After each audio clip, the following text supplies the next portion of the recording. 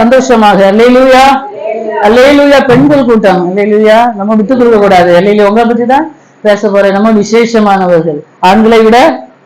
ஆமா, இன்னைக்கு அவங்களுக்கு கோபம் வரும், எந்த தப்பும் இல்லை. வேத வசனத்தின் அடிப்படையில கர்த்தர் பெண்களை விசேஷமானவர்களாக என்ன செய்திருக்காரு? படைத்திருக்கிறார். அதுல எந்த சந்தேகமும் இல்லை. யாரு கோபப்பட்டாலும் எனக்கு பிரச்சனையும் இல்லை. ஆமேன். அல்லேலூயா, அல்லேலூயா. இன்னைக்கு என்ன கூட்டம்? பெண்கள் கூட்டம். ஆமேன். அதனால பெண்கள் விழிப்போடு இருங்க. நம்ம எப்படிப்பட்டவர்கள் என்பதை வேதத்தின் அடிப்படையில ஒரு சில வசனத்தோடு உங்களுக்கு நான் அதை காண்பித்து கொடுக்க மாத்திரம் விரும்புகிறேன். அல்லேலூயா, அல்லேலூயா. ஒரு வசனத்தை வாசிக்கலாம், சத்தமா வாசிங்க. நீதிமொழிகள் 31வது அதிகாரம், அதனுடைய 29வது வசனம். நீதிமொழிகள் 31:29 வாசிக்கலாம்.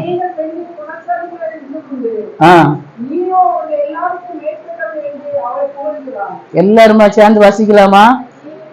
அநேகம் பெண்கள் குணசாலிய நீயோ. பக்கத்துல இருக்கவங்க கையப்படி சொல்லுங்க பாப்போம். நீயோ எல்லாவற்றிலும் மேற்பட்டவள். அல்லேலூயா. பின்னாடியாவது கைய கொடுங்க. நீயோ, அநேகம் பெண்கள் இருக்காங்க இங்க. நீயோ எல்லாரை விடவும் மேற்பட்ட, உள்ள வந்திருக்கவங்க எல்லாரை விடவும் எப்படி இருக்கலாம். இன்னைக்கு நம்ம இந்தியன் பிரசிடென்ட் கூட யாருதான்? ஒரு யாருதான் தெரியாதா? பெண்தான்.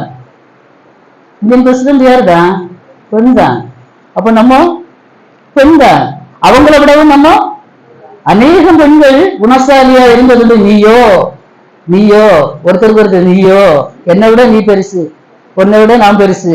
அல்லேலூயா. ஒருத்தருக்கு ஒருத்தர் என்ன செய்யணும்? புகழணும். தேவ பிள்ளைகள் ஒருத்தருக்கு ஒருத்தர் என்ன செய்யணும்? கனவான்களா எண்ணணும். ஒருத்தருக்கு ஒருத்தர் என்ன செய்யணும்? நீ என்னை விட நல்லா இருக்க, என்னை விட நல்ல அழகா இருக்க, என்னை விட நல்லா இருக்க. அப்படி நம்ம என்ன செய்யணும்? புகழ படிக்கணும். அல்லேலூயா. அநேகம் பெண்கள் குணசாலியா இருந்ததுண்டு. ஆனால் நீயோ அது எல்லாவற்றுக்கும் மேலானவள். அல்லேலூயா, அல்லேலூயா, அல்லேலூயா. அநேகம் பெண்கள் நம்ம சுற்றி கூட இருக்கிறாங்க, நம்ம தெருவுல இருக்கிறாங்க, நம்ம கிராமத்துல இருக்கிறாங்க. ஆனா அழைக்கப்பட்டவர்கள் அநேகருக்கு நம்ம நோட்டீஸ கொடுத்துருக்கோம். வேத புஸ்தகத்துல அதான் சொல்றது. ஒருத்தர் என்ன செய்தானா? வயலுக்கு போனானா? ஒருத்தர் என்ன செய்தானா? அழைக்கப்பட்டவர்கள் புதுசா கல்யாணம் பண்ண வர முடியாதுன்னா கல்யாணம் விருந்துக்கு. இப்படி பல சாக்கு போக்குகளை சொல்லி கொண்டு இருக்கும்போது தெரிந்து கொள்ளப்பட்டவர்களாகிய சிலர் இங்க வந்திருக்கிறீங்க. ஆமென், அல்லேலூயா. இந்த சிலரை சேர்த்து கொள்ளும்படியாக தான் கர்த்தர் வரப்போகிறார். ஆமென், அல்லேலூயா. இந்த வசனத்திற்கு நேராக நம்முடைய கண்களை மூடி நம்முடைய இருதயத்தை திறப்போம். அல்லேலூயா. ஆண்டவரே, ஒரு திறந்த இருதயத்தோடு இந்த காலை வேளையில என் கூட நீங்க பேசணும்ப்பா. ஏதோ ஒண்ணு எனக்கு வேணும். அல்லேலூயா. நான் உடைக்கப்பட்டிருக்கிறேன், தனிமையில இருக்கிறேன். அல்லேலூயா. யாருமே எனக்கு ஆதரவா இல்லை. ஆனா எல்லாரும் இருந்தும் என்னை நேசிக்க யாரும் இல்லை. அல்லேலூயா. இல்ல, நான் தனிமையா இருக்கிறேன். ஏதோ ஒரு சூழ்நிலையில பெண்களுடைய வாழ்க்கையில எனக்கு தெரியும். அல்லேலூயா, அல்லேலூயா. ஏதோ ஒன்று இருக்கும், ஆழத்துல இருக்கும். அது வெளியே யாருக்கும் தெரியாது, சொல்ல மாட்டாங்க. அல்லேலூயா. அது ஒரே ஒருத்தருக்கு தான் தெரியும், கர்த்தருக்கு. இந்த காலை வேளையில அதை கர்த்தருக்கு தெரியப்படுத்துவோமா? அல்லேலூயா. இந்த வசனத்தின் மூலமாக கர்த்தர் நம்மோடு பேசும்படியாக நம்முடைய இருதயங்கள் திறக்கப்படட்டும், நம்முடைய கண்கள் மூடி இருக்கட்டும். ஆமென். அல்லேலூயா, அல்லேலூயா. இயேசுவில் என் தோழனை கண்டேன், எனக்கெல்லாம் ஆயவனே. மதினாயிரங்கள் ஏற்றும் சுந்தரனே, மதினாயிரங்கள் ஏற்றும் சுந்தரனே. சாரோரின் பானேலே புஷ்பம் அவனே கண்டத்தியே. மதினாயிரங்கள் ஏற்றும் சுந்தரனே, பதினாயிரங்கள் ஏற்றும் சுந்தரனே. துன்பம் துக்கங்களில் ஆஸ்வாசங்கள் என்றாரெல்லாம் சுமக்க எண்ணற்றதா.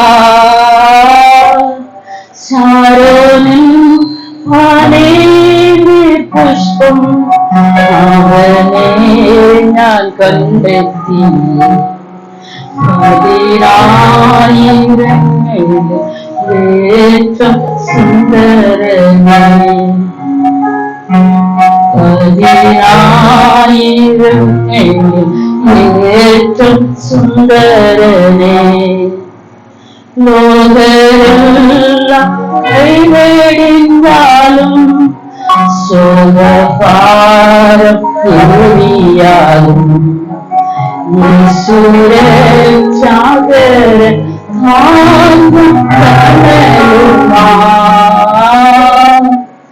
അവനെന്നെ മറക്കുകയില്ല, കൈവിടുകയില്ല. അവനിഷ്ടം ഞാൻ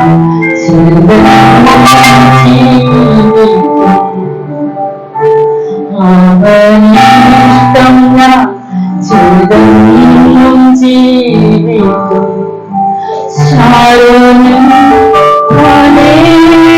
പുഷ്പം അവനെ ഞാൻ കണ്ടെത്തി. 10,000 ഏറ്റവും സുന്ദരൻ, 10,000 ഏറ്റവും സുന്ദരനെ. മഹിമയിൽ ഞാൻ കിരീടം ചൂടി, അവൻ മുഖം ഞാൻ ദർശിക്കും. അന്ന് ജീവന്റെ നദി കവിഞ്ഞൊഴുകുമേ.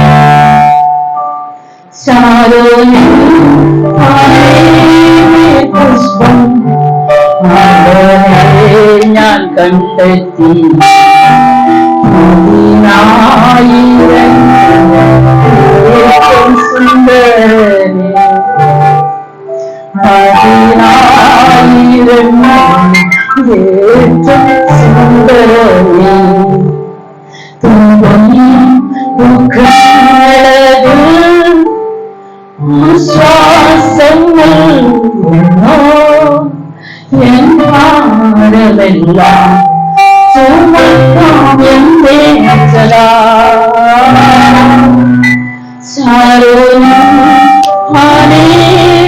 പുഷ്പം അവനെ ഞാൻ കണ്ടെത്തി. 10,000 ഏറ്റവും സുന്ദരനെ,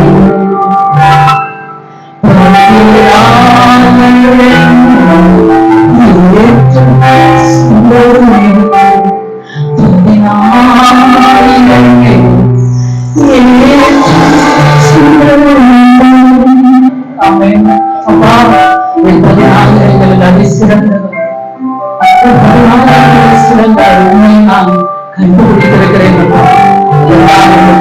സുന്ദരനെ, 10,000 അതിശ്രേഷ്ഠം, അതിസുന്ദരം, അതിമനോഹരം. 10,000 ജനങ്ങൾ കാലുകളിലെ കണ്ടുകൊള്ളപ്പോ ഞാൻ കണ്ടു 10,000 சிறந்தவர். இந்த பிள்ளைகள் இந்த காலைகளிலே கண்டுள்ள வசனத்தை கொண்டு பேசுகிறாரப்பா. அடியை மறைத்து வறுமையாக்குகிறேன் தகப்பனே. என்னுடைய சூழல் வெளிப்படக்கூடாதப்பா, மாம்சம் வெளிப்படக்கூடாது ராஜா. ஆவியாக அந்த வந்திருக்கிற பிள்ளைகளிடத்துல என்ன பேச வேண்டுமோ அதை நீங்க தாங்கப்பா. இங்கே தருகிறது இந்த பிள்ளைகளிடத்திலே அப்பா பேச ஆசைப்படுகிறேன். என்னை மறைத்து வெளிப்படுகிறாங்க. ஜனங்களுடைய இருதயத்தை திறப்பீராக. அன்றுவரே வீடுகளிலே கேட்கிற பிள்ளைகளுடைய இருதயங்களை திறப்பீராகப்பா. ஒரு சிலராவது இந்த சத்தத்தை கேட்டு உமக்கு ஒன்று கொடுக்கிறார்கள். அந்த செய்தியை நாங்கள் சமையலை கேட்டு கத்தர் உதவி செய்ய பெரிய காரியங்களை நாங்கள் எதிர்பார்க்கிறோம். தகப்பன் மாத்திரம் உங்கள் வாழ்க்கையிலே எங்கள் சபையிலே மகிமைப்படுகிறார். ஆசீர்வதி இயேசுவின் மூலம் செல்கிறேன் நல்ல பிதாவே. அல்லேலூயா, அல்லேலூயா, அல்லேலூயா. நம்முடைய தேவன் 10,000 அதிசிரேஷ்டன். அல்லேலூயா, அதி உன்னதன். அல்லேலூயா. அவரை நாம் துதிப்போம், அவரை மகிமைப்படுத்தும். அவர் அல்லாமல் இந்த உலகத்துல நமக்கு வேற எதுவுமே இல்லை. அல்லேலூயா, அல்லேலூயா, அல்லேலூயா. அநேக பெண்கள் குணசாலியா இருந்ததுண்டு நீயோ வாசிங்க பார்க்கலாம். அநேகம் பெண்கள்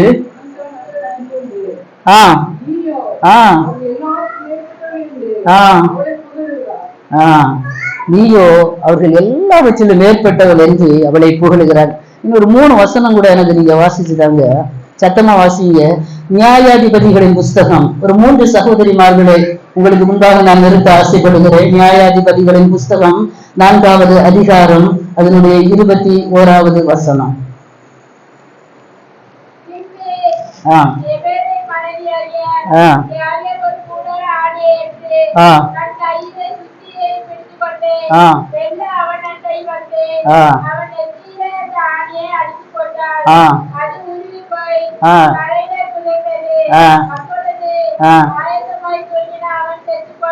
அடுத்து எஸ்தரின் புஸ்தகம் 4வது அதிகாரம் 16வது வசனம். ஒருவர் ரூத்தின் புஸ்தகம் 1வது அதிகாரம் 16-17வது வசனம். எஸ்தரின் புஸ்தகம் 4வது அதிகாரம் 16வது வசனம், ரூத்தின் புஸ்தகம் 1வது அதிகாரம் 16-17 வசனங்கள்.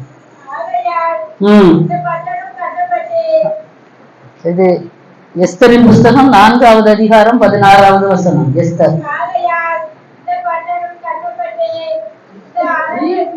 இல்ல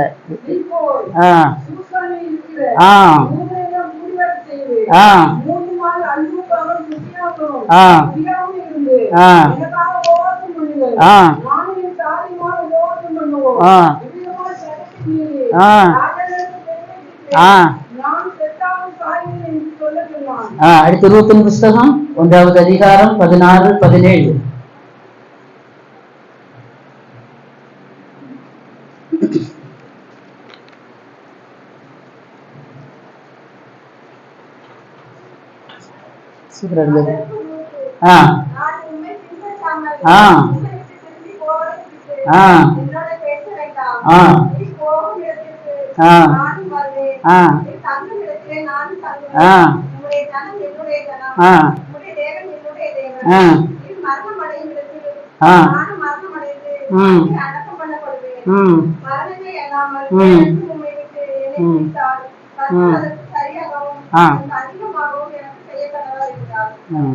அவ்வளவுதான். அல்லேலூயா.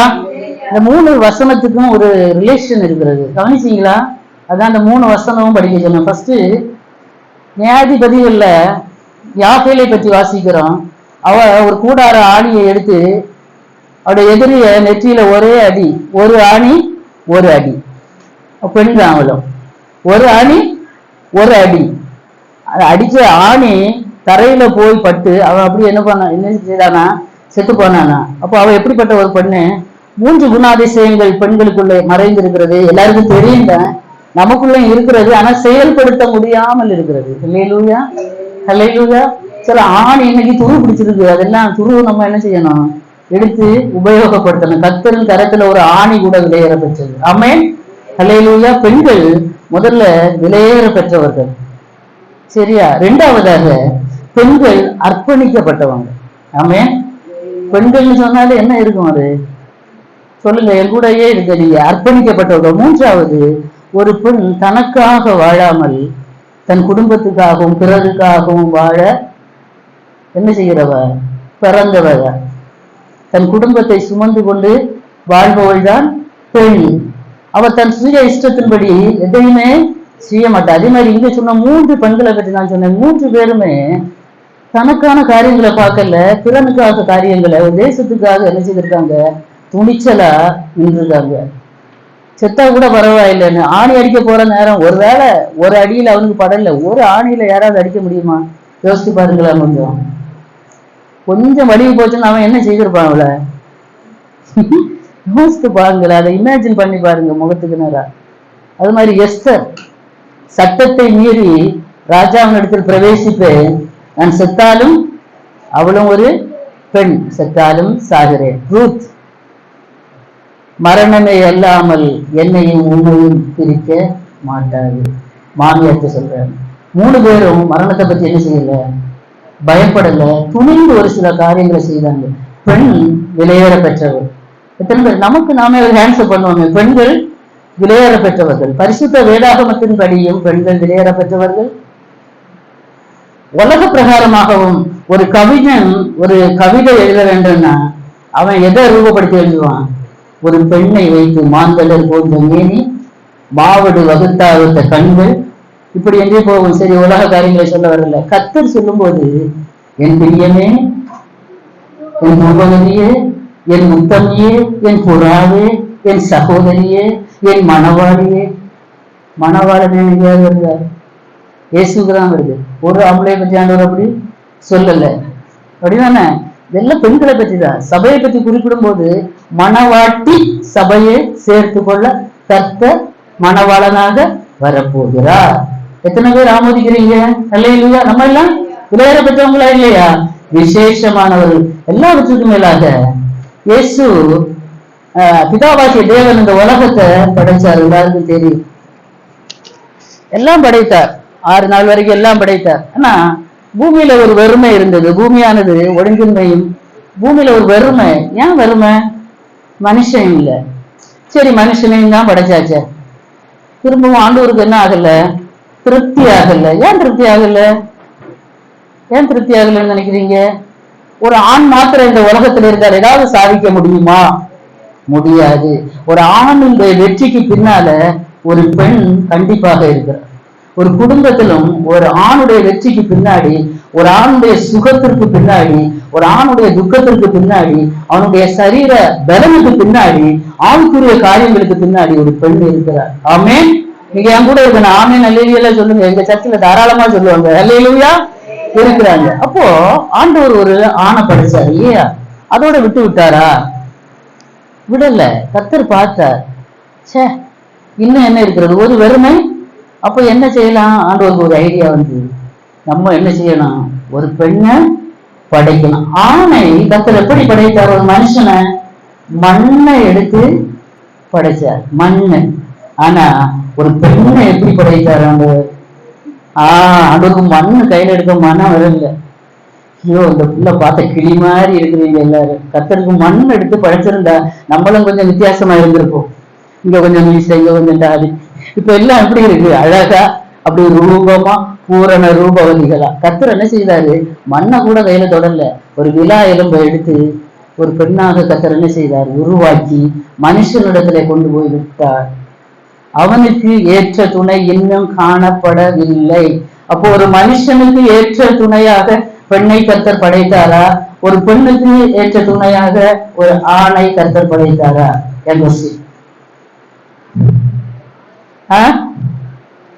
சொல்லுங்க பார்க்கலாம். பயப்படாதுங்க. வீட்டுல ஒண்ணும் சொல்ல மாட்டாங்க. ஆதியாகமத்தின் புஸ்தகம் 2வது அதிகாரம், அதனுடைய 20வது வசனம். ஆதியாகமத்தின் புஸ்தகம் 2வது அதிகாரம், அதனுடைய 20வது வசனம்.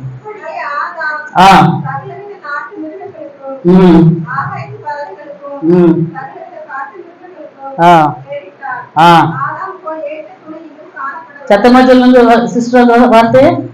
கடைசி ஆதாமுக்கு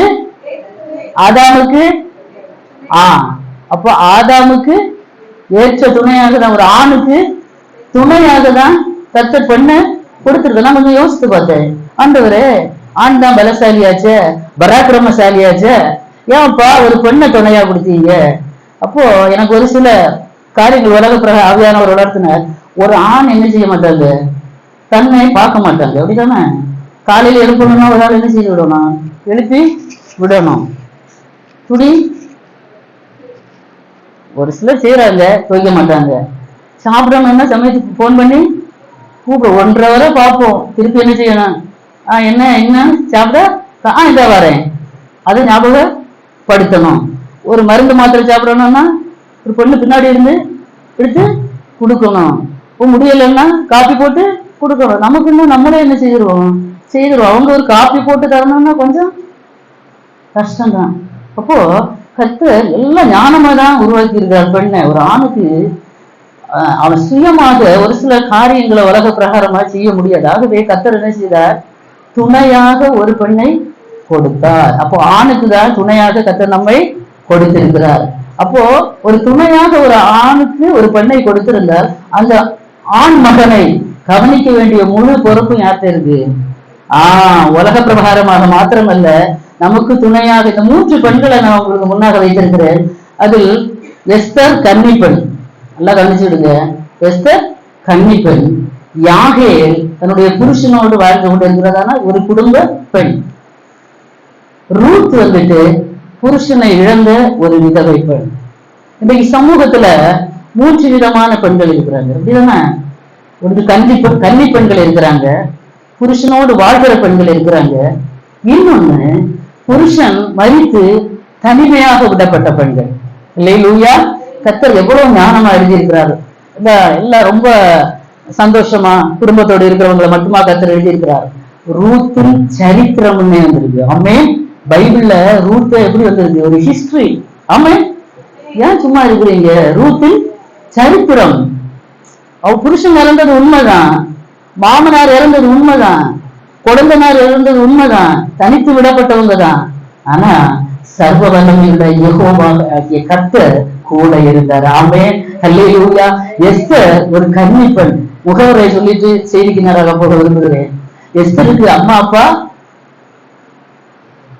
ஐயோ மொழிய பார்த்தா எஸ்தருக்கு அம்மா அப்பா இல்ல. எஸ்தருடைய சிறிய தகப்பன் மகன் தான் யாரு? மொர்தேகாய். அவர் தான் இந்த எஸ்தர் என்ன செய்திருக்கார்? வளர்த்தி இருக்கிறார். சரியா? அடுத்து போகும்போது உங்களுக்கு நான் அதை வாசித்து சொல்லிட்டாரு. இப்ப எஸ்தருக்கு யாரும் இல்லை.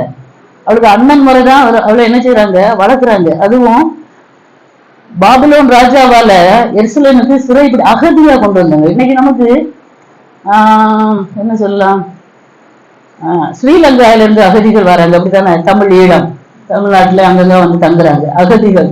அவங்களுக்கு வந்து சரியான அளவு எல்லாமே இருக்காது. ரேஷன் கார்டு கொடுக்க மாட்டாங்க. அகதிகள்னு சொன்னாலே ஒரு மாதிரி ஒரு பார்வையை பார்ப்பாங்க. ஒரு சிறை பிடித்து கொண்டு வருகிறது. ஒரு நாட்டிலிருந்து ஒரு அரசனால சிறை பிடித்து கொண்டு வருகிறதான மக்கள். அப்படி கொண்டு வரப்பட்டவள் தான் எஸ்தர். ஆனா கர்த்தர் அவளை என்ன ஆக்கினார்? பட்டத்து இளவரசி ஆக்கினார். ஆமே.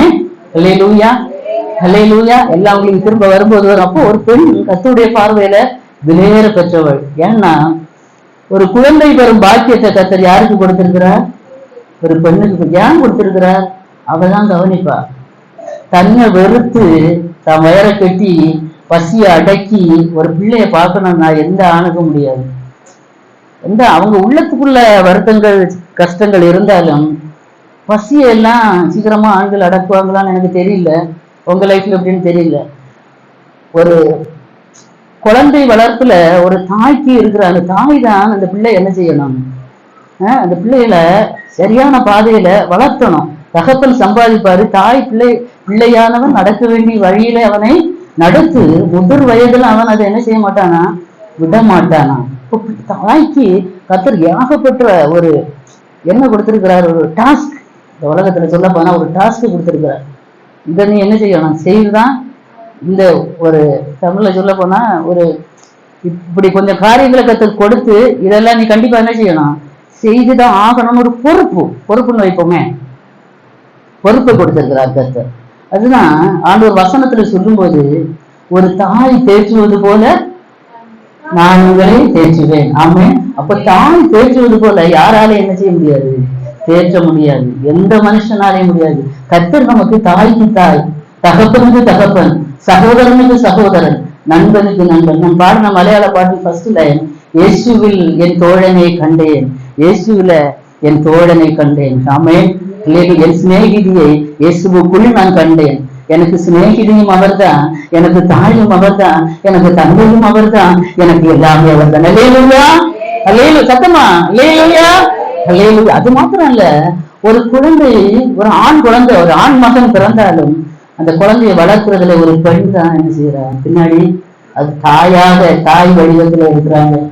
அவங்க வளர்த்தி ஆளாக்கி அந்த பையனை கல்யாணம் பண்ணி கொடுக்குறாங்க. அப்போ அது அப்படியே டிரான்ஸ்பர் ஆகுது. ஒரு பெண்ணன் ஒரு மனைவியாக அடுத்து ஒரு பெண் தான் என்ன செய்கிறார்? துணையாக வருகிறார். ஒரு தாயின் கற்பத்துல, ஒரு தாயின் அரவணைப்புல இருந்த ஒரு பிள்ளை தாய் வளர்த்தி, தாய் ஒரு பெண், தாய் ஒரு பெண்ணாகிய மனைவி இடத்துல அடுத்த டிரான்ஸ்பர் கொடுக்குறாங்க. என்னம்மா நீ பார்த்துக்கோ, இவ்வளவு நாள் நான் பார்த்தேன், துணி வச்சு பார்த்தேன், சமையல் பண்ணி எல்லாம் கொடுத்தேன், எழுப்பி விட்டேன், இனிமே நீ பார்த்துக்கோ, என்ன வச்சுக்கோ, ஏற்ற துணை. ஆமே. அப்போ பெண்ணின் பங்கு கடைசி வரைக்கும் ஒரு ஆணுக்கு மேல ஒரு பெண்ணுக்கு பொறுப்பு இருக்கிறது. ஆமே. ஹல்லேலூயா, ஹல்லேலூயா. எப்படிப்பட்ட சமூகத்துல நாம் இருந்தாலும் ஒரு ஆண் மகனை கர்த்தர் நமக்கு தந்திருக்கிறாங்க, நாம் பொறுப்பாக இருக்க வேண்டும். இந்த உலகத்திலும் ஐஸ்வர்யங்கள், வேலை வாய்ப்புகள் இதற்காக மாத்திரம் அல்ல.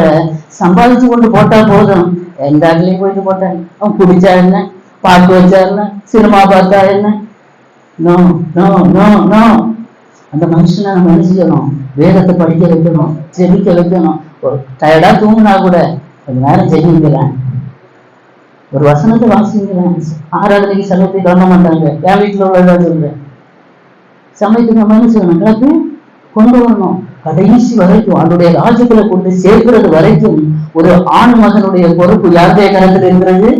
ஒரு பெண்ணுடைய கரத்தில் இருக்கிறது. அவன் எத்தனை பேர் ஆமோதிக்கிறீங்க?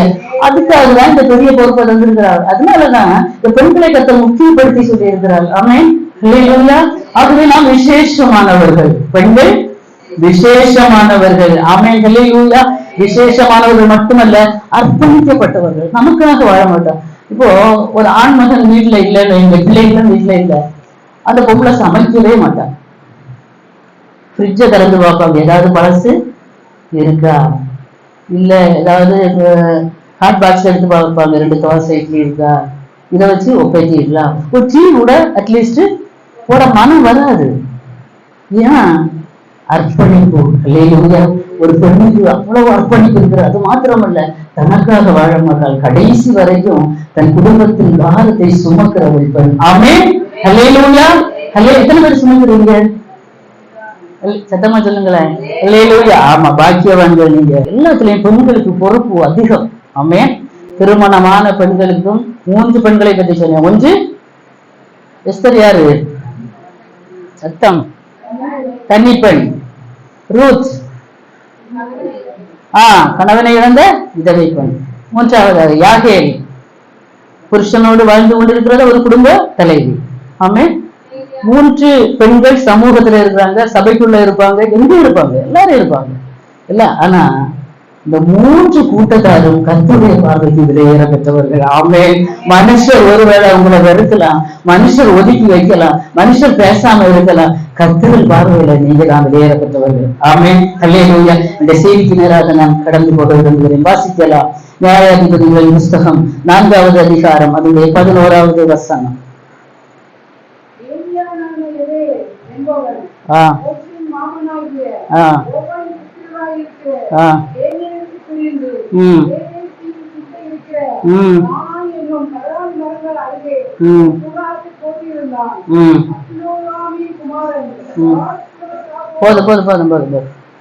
அப்போ இங்க யாகேலை பற்றி பிரசங்கம் கேட்டிருக்கிறீங்களா நீங்க? பெண்களை பற்றி அதிகமாக யாகேலை பற்றி சொல்ல மாட்டாங்க. யாகேல் கேனியன் ஆகிய ஏபேரின் மனைவி. ஆமென், ஹல்லேலூயா. இஸ்ரவேல்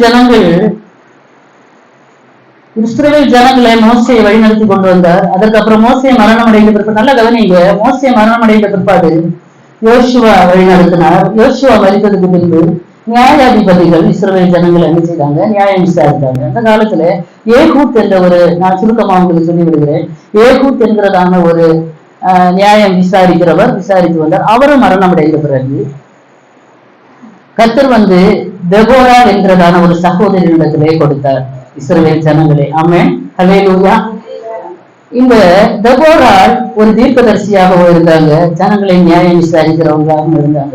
இந்த 2 வேலையும் அவங்க செய்வது கொஞ்சம் கடினமாக இருந்தது. அந்த நேரத்துல இவங்களுக்கு அனுகூலமாக கர்த்தர் பாராக் என்கிற ஒரு நியாயாதிபதியை கர்த்தர் எழுப்பினார். ஆமென், ஹல்லேலூயா. அந்த காலகட்டத்துல இஸ்ரவேல் ஜனங்களை கானானிய ராஜாவுடைய கையில கர்த்தர் என்ன செய்தார்? அடிமைகளாக ஒப்பு கொடுத்தார். இஸ்ரவேல் ஜனங்களை கானானியனான ஒரு ராஜாவிடத்துல ஒப்பு கொடுத்தாங்க. அந்த ராஜாவுடைய ஒரு சேனை தளபதி அல்லது படை தளபதியாக இருந்த ஒரு மனுஷனுடைய பெயர் சிசரா. என்னது? சிசரா. இவங்க இஸ்ரவேல் ஜனங்களை அடிமைப்படுத்தி கொடுமைப்படுத்திட்டு இருக்கிறாங்க. அப்போ இந்த சிசரா என்பவனுக்கு 900 இருப்பு ரதங்கள் இருந்ததாம். அவ்வளவு பெரிய ஒரு படை தலைவர். யாபீன் அரசன், சிசரா படைத்தலைவன். ஓகேயா? அப்போ இந்த ஜனங்களை எப்படியாவது மீட்க வேண்டும். இவங்கள்ட்ட போரிட்டு இஸ்ரவேல் ஜனங்களை மீட்கணும். இதுதான் டாஸ்க். இதுதான் ஒரு குடும்ப பெண்களுக்கு. போரிட்டு குடும்பத்துல டெய்லி போறோம் யுத்தம் தான், அப்படிதானே? அப்படிதான் போகுது ஒவ்வொரு நாள். அதுல ஜெயித்து ஜெயித்து போயிட்டே இருக்கிறது தான் வாழ்க்கை. மேடு பள்ளங்கள் நிறைந்தது. ஆமே. ஒரு ராத்திரியும் பகலும் எப்படி கர்த்தர் வைத்திருக்கிறாரோ ஒன்றுக்கு ஒன்றுக்கு எதிரடையாக, அது மாதிரி ஒரு மனித வாழ்க்கையிலே சந்தோஷமும் துக்கமும், ஆமே, மேடு பள்ளங்கள், அழுகை, சிரிப்பு. பிரசங்கின் புஸ்தகத்துல இங்க வாசிக்கும் போது சிரிக்க ஒரு காலம் உண்டு, அழ ஒரு காலம் உண்டு, ஆமே, நட ஒரு காலம் உண்டு, நட்டதை பிடிக்க ஒரு காலம் உண்டு, ஆமே. எல்லாத்துக்கும் ஒரு எதிரடை இருக்கிறது. எல்லாமே சந்தோஷமாக இருக்காது வாழ்க்கையில, ஆமே. அல்லேலூயா. பேசுகிற என்னுடைய வாழ்க்கையில உண்டு, உங்களுடைய வாழ்க்கையில உண்டு. அல்லேலூயா. அப்போ இஸ்ரவேல் ஜனங்கள் அடிமைப்படுத்தி இருக்கும்போது இந்த செவ்வாறால் என்ன செய்யறாங்க? இவங்க தீர்க்கதரிசியா இருக்கிறாங்க. ஆறாக்கண்டத்தில் சொல்றாங்க, நீ யுத்தத்துக்கு போ, கர்த்தர் நின்று பேசினாரு, இந்த ஜனங்களை அவன் கையில தருவேன்னு கத்தான். சுருக்கமா சொல்றேன் வசனத்தை. நீங்க வாசிங்க, நியாயாதிபதிகளின் புஸ்தகம் இப்ப வாசிக்கல, 4வது அதிகாரம் எல்லாம் நீங்க வீட்டுல வாசிச்சு கொள்ளுங்க. அப்போ இந்த பாராக்கு டெபோரா கிட்ட சொல்றேன், நான் ஒத்தையில போக மாட்டேன். பொம்பளைகிட்ட சொல்றாரு, நான் ஒத்தையில போக மாட்டேன், நீங்க எனக்கு முன்னாடி போனா நான் பின்னாடி வர்றேன். அப்ப வந்து நான் முன்னாடி வருவேன், ஆனா இஸ்ரவேல் ஜனங்களை நீ மேற்கொண்டால் அந்த அந்த அந்த பலம் யாருக்குதான்? எனக்கு தான். அந்த பேர் யாருக்குதான்? நான் முன்னாடி போனா எனக்கு தான், நான் தான் அதுல வெற்றி. அப்படி இல்ல, பரவாயில்ல, நீங்க முன்னாடி போக, நான் பின்னாடி வாரேன்னு சொல்லி அனுப்பி இந்த ஜனங்களோட யுத்தம் பண்றாங்க. யுத்தம் பண்ணும்போது இந்த யாபின், இந்த சிசரா எல்லாம் முறியடிக்கப்பட்டு ஓடுறாங்க. யாருக்கு முன்பாக? பாராட்டுக்கு முன்பாக. அப்போ இங்க ஓடுறான், ஓடிட்டே இருக்கிறான். இந்த யாகேல் என்று சொன்னனே ஒரு சகோதரி, ஏபேலின் மனைவியாகிய யாகேல். ஆமென், அல்லேலூயா. அவன் எங்கே வசித்து வந்தானா? 5ஆம் அதிகாரம் 24ஆம் வசனத்துல, 4ஆம் அதிகாரம் 11ஆம் வசனத்துல கேனியனான, அவனுடைய குலத்தை பத்தி சொல்லி இருக்குது, கேனியனாகிய ஏபேல். ஆனா அவன் கேனியரை விட்டு பிரிந்து, அல்லேலூயா, முதல்ல ஒரு பிரிவு. ஆமென், ஒரு பிரிவு. தன்னுடைய இனம், ஜனம், பந்துக்கள் எல்லாரையும் விட்டு பிரிந்து எங்க அவன் குடியிருந்தானா? கர்வாலி மரத்தண்டையிலே அவன் குடியிருந்தானா. ஆமென், அல்லேலூயா. அப்போ தேவ பிள்ளைகள், நான் ஆவிக்குரிய அர்த்தத்துல பேச வருகிறேன். உலக ஜனங்களுக்கும் நமக்கும் ஒரு வித்தியாசம். அல்லேலூயா. உலக ஜனங்களை விட்டு பிரிந்து, கர்த்தர் ஏதாவது யுத்தத்தில் ஜெயம் எடுக்கப்பட வேண்டும் என்றால் உலக ஜனங்களை விட்டு பிரிந்து கர்வாலி மரத்தின் கீழே பக்கத்துல இவன் குடியிருக்கிறான். இந்த கர்வாலி மரத்துக்கு ஒரு சில விசேஷ குணங்கள் உண்டு. ஆமே. கர்வாலி மரம் என்று சொன்னா நமக்கு தெரியும், அப்சலோன் என்ன செய்த மரம், தொங்குனதான் நமக்கு தெரியும். ஆனா கிதியோன் தேவ தூதர்களை முகமுகமாய் சந்தித்த இடம் இந்த கர்வாலி மரத்தின் கீழ். ஆமென், அல்லேலூயா. இந்த கர்வாலி மரத்தின் கீழே கிதியோன் தேவ தூதர்களை முகமுகமாக தரிசித்த இடம். அவர் போஜன பலியை, அந்த வானத்திலிருந்து அக்கினியை இறக்கி அவர் கோலை வச்சு தொடுவாரு. கோலின் நுனி தொட்ட உடனே அதெல்லாம் என்ன செய்து போடும்? பட்சித்து போடும். அப்போ அந்த கர்வாலி மரத்தின் பக்கத்துல குடியிருக்கிறாங்க, அதுக்கு ஒரு விசேஷம் இருக்கிறது. ஆமென், அல்லேலூயா. முதல்ல தன் இனத்தை, ஜனத்தை விட்டு பிரிந்து, கேனானியரை விட்டு பிரிந்து இப்ப வேற இடத்துல வந்து குடி வந்திருக்கிறாங்க, யாகேல் ஃபேமிலி. ஆனா யாகேலுடைய புருஷன் யாபீனுக்கும் அந்த அரசனுக்கும் ஏபேலுக்கும் யாபேலுக்கும் ஒரு நெருங்கின உறவு இருந்தது. அது நீங்கள் வாசிக்கும் போது வாசிக்கலாம். இந்த வசனத்தை கூட வாசிங்க. நியாயாதிபதிகளின் புஸ்தகம் 6வது அதிகாரம் 11வது வசனம். சீக்கிரமா வாசிங்க.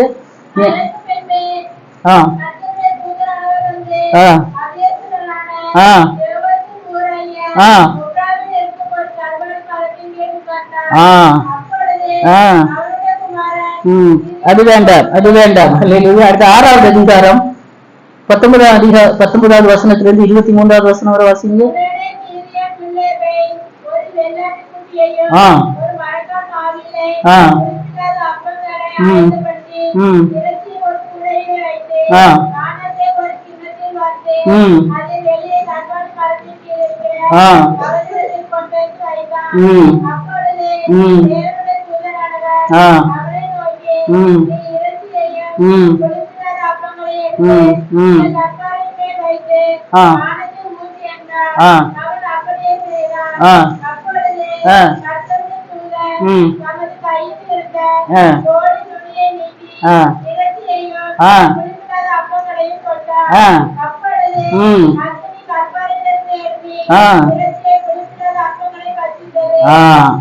அப்போ அது போதும். அப்போ இந்த கர்வாலி மரத்துக்கு ஒரு விசேஷம் இருக்கிறது என்று நான் சொன்னேன், அப்படிதானே? கர்வாலி மரத்தின் கீழே தூதர்கள் இளைப்பாறுன இடம். ஆமென். யாகேலுக்கு நன்றாக தெரிந்திருந்தது, நான் சும்மா இல்ல கர்வாலி மரத்தின் கீழே வந்து ஒதுங்கி இருக்கிறேன், சும்மா இல்ல, இது தூதர்கள் உலாவுகிற இடம். தூதர்கள் அந்த இடத்துல அப்பவும் இறைச்சியை வைத்து அந்த பூஜன பலியை அக்னி பட்சித்து போட்ட இடம். அல்லேலூயா. சும்மா இல்ல சபையில வந்து இருக்கிறீங்க. அல்லேலூயா. சபையில வந்து இருக்கிறீங்கன்னா அல்லேலூயா, சபையில வந்து இருக்கிறது சும்மா இல்ல. இந்த தூதர்கள் அங்கும் இங்குமாக செய்வாடி கொண்டு இருக்கிறாங்க. ஆமென். அல்லேலூயா. அல்லேலூயா. ஊருக்கு ஒன்றும் வம்சத்துக்கு ரெண்டுமாக உங்களை பிடித்தெடுத்து எதற்காக இங்க கொண்டு வைத்திருக்கிறார்கள். அல்லேலூயா. இது தூதர்கள் உலாவுகிற இடம். ஆமென். அல்லேலூயா. கர்த்தர் இந்த இடத்திலே உங்கள் பலியை அங்கீகரிக்கிற இடம். ஆமென். ஸ்தோத்திரவர் இடுகிறவர் என்னை மகிமைப்படுத்துகிறார். ஆலயத்துல வந்து வாயை அழைச்சி வச்சுட்டு இருக்கக்கூடாது.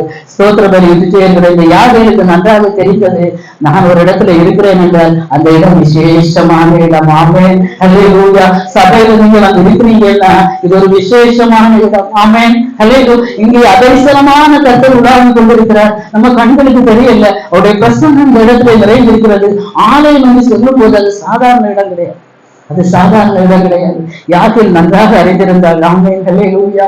எனக்கு ஒன்று தெரியும், இந்த இடத்துல நான் வந்தேன்னா நீங்க ஒவ்வொருவரும் சொல்றேன், இந்த இடத்துல நான் வந்திருக்கிறேன், நான் சும்மா இல்லை, என்ன சும்மா இல்ல, இங்க தேவ தூதர்கள் உலாவுகிற இடம், அவருடைய கூடாரம் இருந்த இடம். ஆமென். அல்லேலூயா. அல்லேலூயா. கர்த்தர் உங்கள் ஜெபங்களை கேட்கிற இடம், உங்கள் விண்ணப்பங்களை கர்த்தர் அங்கீகரித்து பதில் தருகிற இடம் தான் இந்த சபை. ஆமென். அல்லேலூயா. இந்த கர்வாலி மரத்தின் கீழ் அவருக்கு உட்கார்ந்து இருக்கிறார். ஆமென். அல்லேலூயா. இந்த யாகேலுடைய புருஷனாருக்கும் இந்த யாபீன் என்கிறதான ராஜாவுக்கும் நல்ல சமாதானம் இருந்தது. அல்லேலூயா. வாசிக்கலாம். நியாயாதிபதிகளின் புஸ்தகம் 4வது அதிகாரம் 17வது வசனம். சீக்கிரமா வாசிக்கலாம்.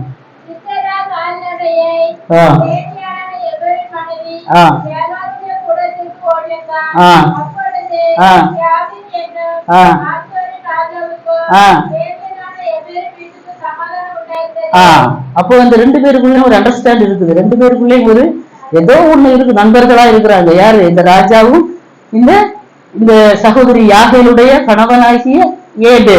புரியல அவங்களுக்கு? அவங்களுக்குள்ள ஒரு சமாதானம் இருக்கிறது. ஆனா யாகேலுக்குள்ள ஒரு அபிஷேகம் இருக்கிறது. அவள் தன்னுடைய இடத்தை விட்டு பிரிந்து கர்வாலி மரத்தண்டையில் அவள் கூடாரம் போட்டு இருக்கிறா. அவளுக்கு தெரியுது இந்த தன்னுடைய கணவன் அவரிடத்துல அன்பாக இருந்தால் ஒரு வேலை விஷயமாக, ஏன்னா கூடார ஆணி வச்சிருந்திருக்கா, சித்தியல் வச்சிருந்திருக்கா. அப்போ நம்ம கெஸ் பண்ணி பார்க்கணும், ஒருவேளை அவன் கூடார வேலைகள் ஏதாவது அந்த ராஜாவுக்கு தேவையான சில காரியங்களை பண்ணி கொடுத்திருக்கலாம். ஓகேயா? பண்ணி கொடுத்திருக்கலாம். இப்ப நம்ம சொல்லுவோமே, ஒரு சில பொருட்களை வைத்து சொல்லுவோம் இந்த வேலை செய்திருக்கலாம், பழங்காலத்துல இப்படி செய்ய, அது மாதிரி வேற ஏதோ ஒரு வேலை அவருக்கு செய்து கொடுத்திருக்கலாம். அதனாலதான் இவங்களுக்கு என்ன இருந்தது? சமாதானம் இருந்தது. ஆனா இந்த யாகேல் இஸ்ரவேல் ஜனங்களின் மேல ரொம்ப மைன்யூட்டா கவனிச்சுட்டு இருக்கா. புருஷன் அன்பா இருந்தாலும் தேவ பிள்ளைகள் ஒடுக்கப்படுகிறத பார்த்துட்டு இருக்கிறா. இல்லையா? இவ குடியிருக்கு, அவ விட்டு பிரிந்து வந்தாச்சு, உலகத்தை விட்டு பிரிஞ்சாச்சு, சமுதாயத்தை விட்டு பிரிஞ்சாச்சு. இல்லையா?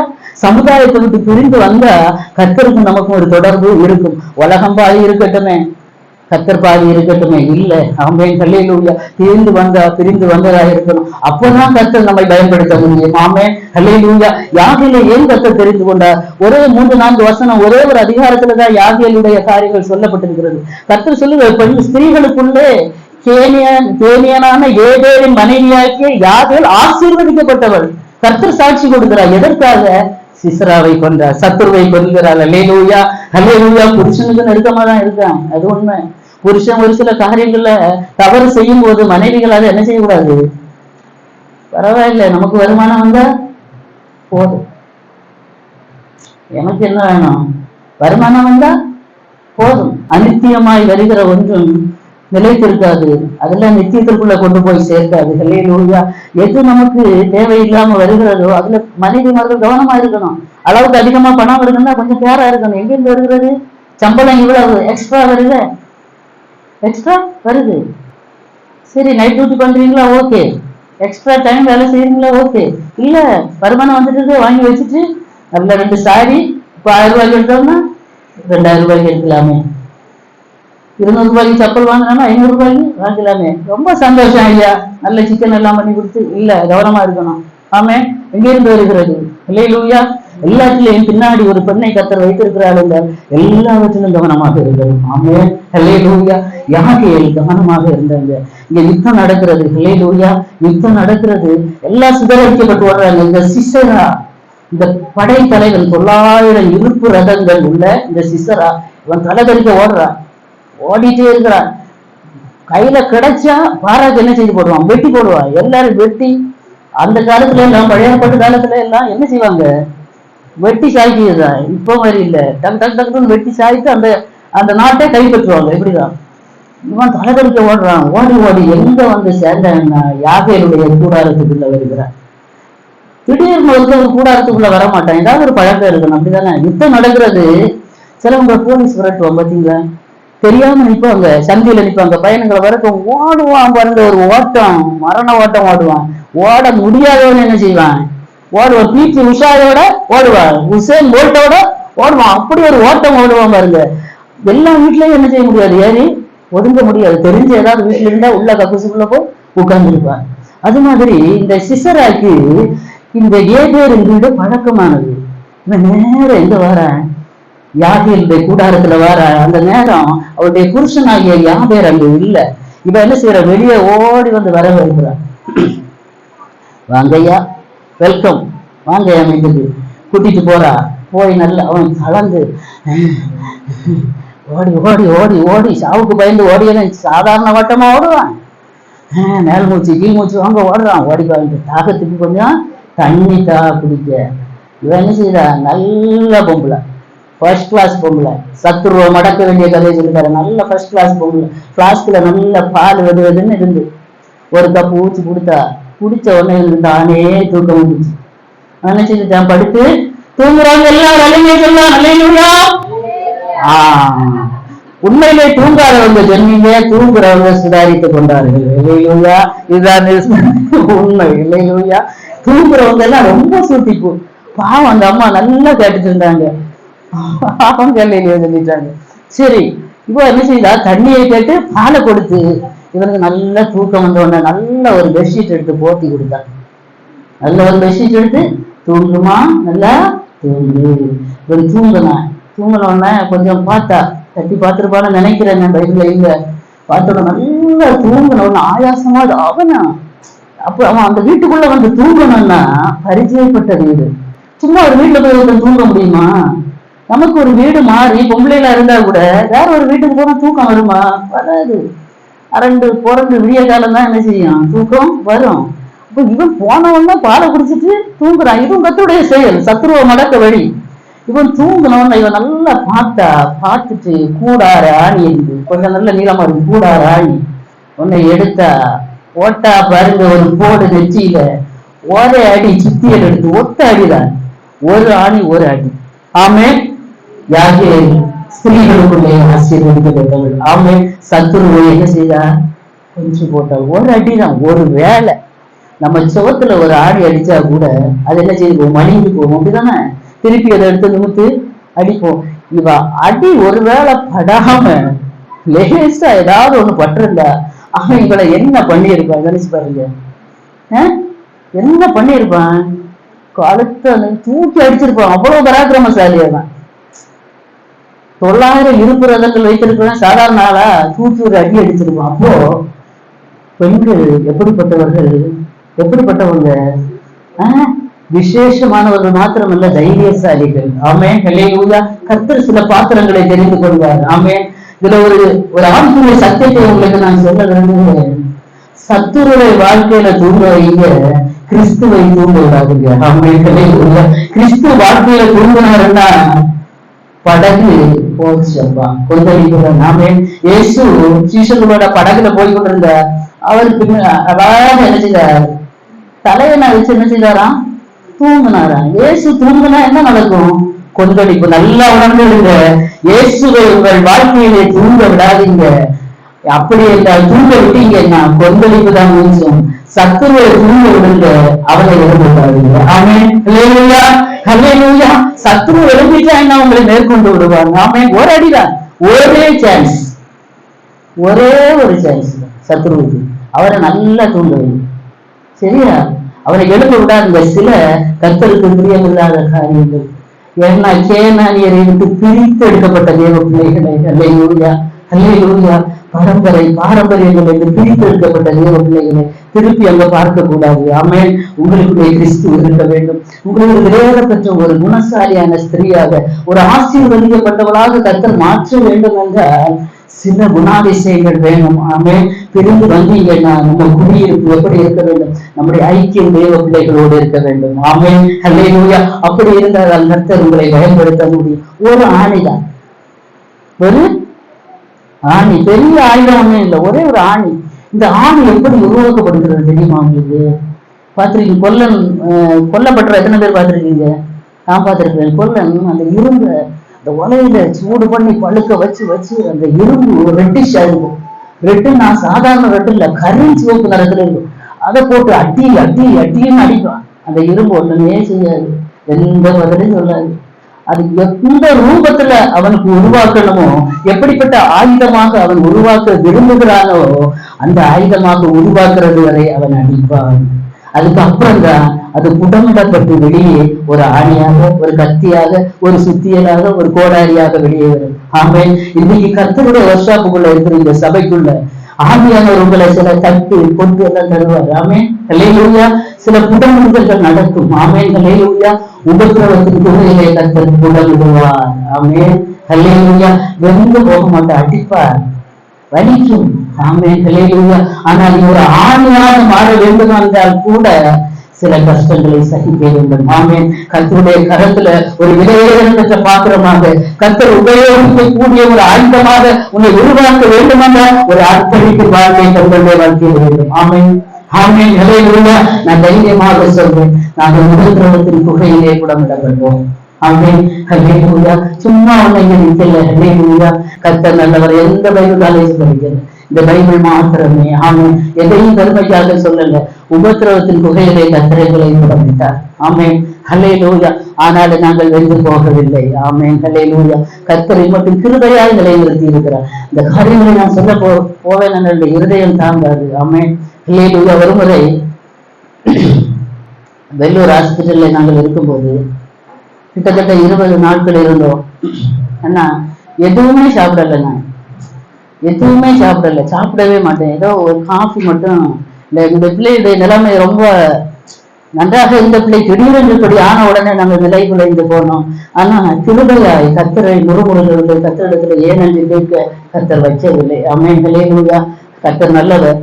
அப்போ தூக்கம் கிடையாது, படுக்க முடியாது. பெண்கள் தான் இருக்க வேண்டும், ஃபுல்லா இருக்கணும். எனக்கு ஒரு 10 நாட்கள் தாங்க உடனே கால் எடுத்து வைக்கும் போது பார்க்கறதெல்லாம் எனக்கு குழியா தெரியும். சாப்பாடு கிடையாது, தூக்கம் கிடையாது. அப்போ ஹாஸ்பிட்டல் நாங்க இருக்கிற இந்த Q1 ஈஸ்ட்னு சொல்லுவாங்க, நியூரோ டிபார்ட்மெண்ட். அதுல ஆம்பளைகளுக்கு படுக்கைக்காக சத்திரம் போல ஒரு இடம் இருக்கும். கை வராண்டா உள்ள சிந்து போட்டிருப்பாங்க, திறந்த ஒரு இது. அதுல ஆம்பளைகள் முண்டி அடித்து கொண்டு இடம் பிடிப்பாங்க. இந்த கார்ட்போர்டு இருக்குல்ல, அட்டைப்பெட்டி ஷீட் இதெல்லாம் போட்டு என்ன செய்வாங்க, படுப்பாங்க. நல்ல மழை காலம், டிசம்பர் மாதம். அப்போ இவங்க ஆம்பளைகள் தான் படுக்கணும். அப்போ எனக்கு ஒரு மாதிரி தலையில வில்லுன்னு வருது.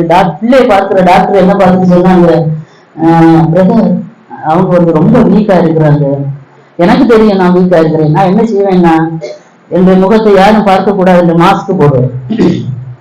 யாருமே என்ன பார்க்க கூடாதுன்னு மாஸ்க் போடுவேன். எல்லாரும் எழும்புறதுக்கு முன்னாக போய் பிரஷ் பண்ணி விட்டு உட்கார்ந்து இருப்பேன். எப்பயுமே லிக்விட் தவிர, லிக்விட்னா தண்ணி கூட குடிக்கணும். அவ்வளவுக்கு எங்கள் வேதனை ரொம்ப கடுமையாக இருந்தது. ரொம்ப அதை என்னால் விவரித்து சொல்ல என்னுடைய இருதயம் தாங்காது. ஆமென். அல்லேலூயா. அல்லேலூயா. அந்தபடி உடைக்கப்பட்ட. அப்போ ஒரு நாள் நான் இவங்கிட்ட சொன்னேன், செக்யூரிட்டிட்ட நீங்க கொஞ்சம் பெர்மிஷன் கேளுங்க, இன்னைக்கு ஒரு நாளும் நான் போய் அதுல படுக்கிறேன். என்னால உட்கார்ந்து பகலையும் படுக்க முடியாது, நைட்டும் படுக்க முடியாது, கொஞ்ச நேரம் போய் படுக்கிறேன். இவங்க சொன்னா, அத்தனை ஆம்பிள்ளைகள், நீ எப்படி நான் பெர்மிஷன் கேட்கேன், அவர் தந்தாங்க போய் என்ன செய்ய, அவ்வளவுக்கு என் உடம்பு படுக்க முடியாது. நான் படுக்க போகிறேன்னா என் நிலைமை எப்படி இருந்திருக்குன்னு பாருங்க. அங்க எப்படின்னா பேஷண்ட்டை கொண்டு போட்டுட்டு பேரண்ட்ஸ் எல்லாம் லாட்ஜ் எடுத்திருப்பாங்க. ஏன்னா நம்ம தமிழ்நாட்டில் உள்ள எந்த பேஷண்ட்டும் அங்கே இல்லை. வெள்ளூர் ஹாஸ்பிட்டல் பெரிய ஹாஸ்பிட்டல், இன்டர்நேஷனல் ஹாஸ்பிட்டல். எல்லாம் சிங்கப்பூர், மலேசியா, அங்க இங்க ஒருத்தர் கூட தமிழ் பேசுறவா இருக்க மாட்டா. அப்ப நான் ஒரு நாள் என்ன செய்த, நைட்டு கொஞ்சம் படுத்தேன் நான். எல்லாம் அந்த நேரத்துல எல்லாம் எனக்கு ஒண்ணுமே தெரியல. பிறகு நான் யோசித்தேன், ஆண்டவரே இப்படியெல்லாம் நீங்க கடத்தி வந்தீங்களா? அந்த சத்திரம் போன்ற இடத்துல யாரோ போட்ட ஒரு அட்டை கிடந்து, அந்த அட்டையை எடுத்து அதுல விரித்து அப்படி படுத்தேன். எனக்கு நான் மனசுல நினைச்சேன், இசப்பா சூழ்நிலை இப்படி இருக்கிறது, ஆண்டவரை நான் முறுமுறுக்கல, உண்மையா சொல்லி ஆண்டோடைய சமூகத்துல இருந்து சொல்லுறேன். ஒரு ½ படுத்திருப்பேன். செக்யூரிட்டி வந்து எழுப்புனா பாருங்க, ஏமா பொம்பளை வந்து படுக்க கூடாது, சின்ன பிள்ளைங்க படுக்க கூடாது. இல்ல சார் எனக்கு பிள்ளைகள் இருக்கு. இல்லம்மா கொஞ்சம் வயசானவங்கன்னா படுக்கல. அங்க இருந்து எழுப்பி விட்டா. என் நிலைமைய பாருங்க. வீட்டுல எல்லா வசதியும் உண்டு. கர்த்தர் ஒரு மனுஷனை உருவாக்கணும்னா சில சில காலகட்டங்கள், சில காரியங்களை, சில உபத்திரவங்களை கர்த்தர் வாழ்க்கையில அனுமதித்தார். சின்ன வயசுல எழுப்பி வந்தேன். எனக்கு ரொம்ப மனசு உடைக்கப்பட்டுச்சு. இந்த கைகராண்டையில கூட என்ன செய்யல, படுக்க விடலையே அப்படிங்கிறது உட்கார்ந்து இருந்தேன். மனசுக்குள்ள ஆண்டோட சிரமத்துல சொல்லி, இயேசப்பா முற்றிலுமாக நாங்க நம்பிதான் இருந்தோம், விசுவாசித்தோம். ஆனா எங்க பிள்ளைக்கு வந்து எந்த அவிசுவாசமுமே கிடையாது அப்படின்னு. ஹல்லேலூயா, ஹல்லேலூயா. ஏன்னா ஒரு தாயாக நான் சொல்றேன், நாங்க பட்ட அவஸ்தைகள், நாங்கள் அனுபவித்த வேதனைகள், கண்ணீர்கள் கொஞ்சம் நஞ்சம் இல்லை. கடைசியில கூட இதுவரை நான் எந்த இடத்துலயுமே அதை ஷேர் பண்ண மாட்டேன். ஏன்னா கிறிஸ்தவ வாழ்க்கை எப்படி இருக்குன்னு நான் சொல்ல வரேன். கர்த்தர் நல்லவர். கடைசியில் கூட எங்க பிள்ளையை நாங்க ஹாஸ்பிட்டல் கொண்டு போனோம். கடைசி நேரத்துல கூட ஒரு சில தரிசனங்களை கர்த்தர் நேரமே எனக்கு காண்பித்தார். நான் யார்கிட்டையுமே சொல்லலை. ஏன்னா அவ ஏன் இல்லை, அவளை விட்டு கொடுக்க எனக்கு மனசு இல்லை. இல்லையா, கர்த்தர் எல்லா காரியங்களையும் ஒழுங்குபடுத்த சொல்லுவேன். இன்னும் முடியாது, அந்த வேலை முடியாது. போராடினேன், ரொம்ப போராடினேன், கடைசி வரைக்கும் போராடினேன். கடைசியில ஹாஸ்பிட்டல்ல கடைசி நேரம் தாயாக நான் கூட இருக்கிறேன், தகப்பன் கூட இருக்காங்க. அவ பேசிட்டு தான் இருந்தா. கடைசியில நான் அவள்கிட்ட கேட்டேன், மக்களே கஷ்டமா இருக்கா? கடைசி வரைக்கும் அம்மா கஷ்டப்படக்கூடாதுன்னு நினைக்கிற பிள்ளை.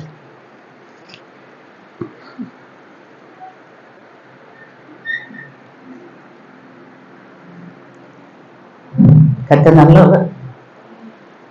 ஆவியானவர் ஏறி கொண்டிருக்கிறார். உன் பிள்ளைய ஒப்பு கொடுத்து ஜெபம் பண்ண. கடைசி நேரத்துல நான் என் பிள்ளைய ஜெபம் பண்ணணுமா? எங்க சர்ச்சு பாஸ்டர் இருந்தாங்க பக்கத்துல, எங்க ரிலேட்டிவ் தான். நான் சொன்னேன், தம்பி நீ ஜெபம் பண்ணுப்பா, பிள்ளைங்க ஜெபம் பண்ணு. என்ன ஜெபம் பண்ண? கடைசி எல்லாம் தெரிஞ்சு போச்சு. அவன் போய் ஜெபம் பண்ண, அந்த பாஸ்டர் ஜெபம் பண்ணாங்க. ஆவியானவர் நீ போய் ஜெபம் பண்ணு, என் பிள்ளை ஆண்டவரே நான் என்ன ஜெபம் பண்ணேன்? நேஷனல் டாக்டர்ஸ் எடுத்து நிற்கிறாங்க. என் பிள்ளை சரீரத்துல கையை வைத்து,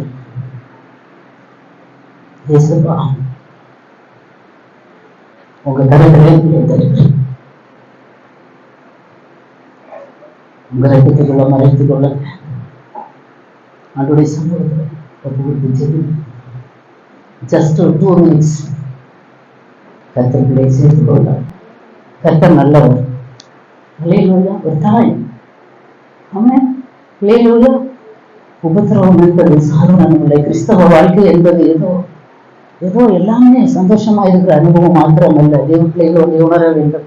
ஏதோ என்னுடைய அனுதாபத்துக்காக சொல்லல. கிறிஸ்தவ வாழ்க்கை நிற்கிறேன்னா சாதாரண கர்த்தர் உருவாக்கினார். ஆமென். கர்த்தர் உருவாக்கிதான் கொண்டு நிறுத்தி இருக்க. தைரியமா சொல்வேன், கர்த்தர் நல்லவர். ஆமென்.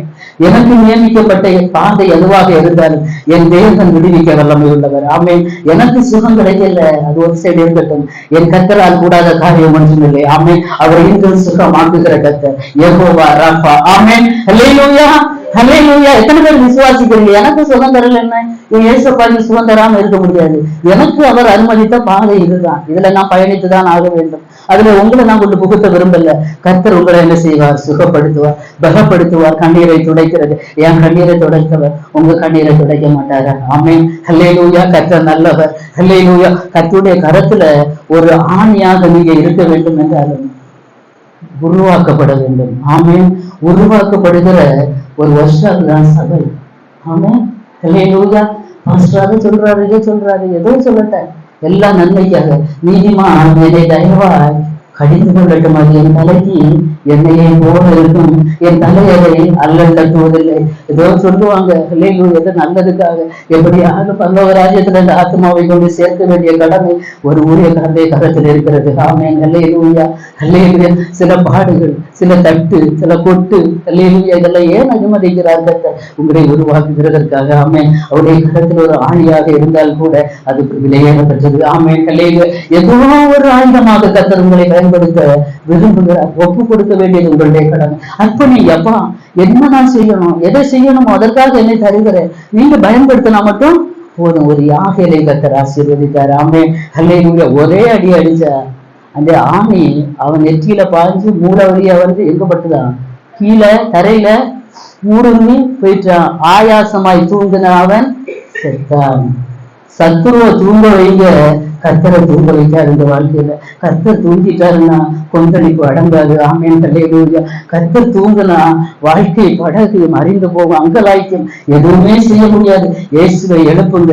அப்பா, என் வாழ்க்கையில மௌனமா இராதுங்க, பேசாமல் இராதுங்க, சும்மா இருக்காதுங்கப்பா, எழுந்திருங்க. கர்த்தர் எழுந்தும் போது சத்துருக்கள் சிதர் விட்டு போவார்கள். ஆமென். அல்லேலூயா, அல்லேலூயா. ஆகவேதான் யாகியை ஸ்திரீகளுக்குள்ளே ஆசீர்வதிக்கப்பட்டவர்.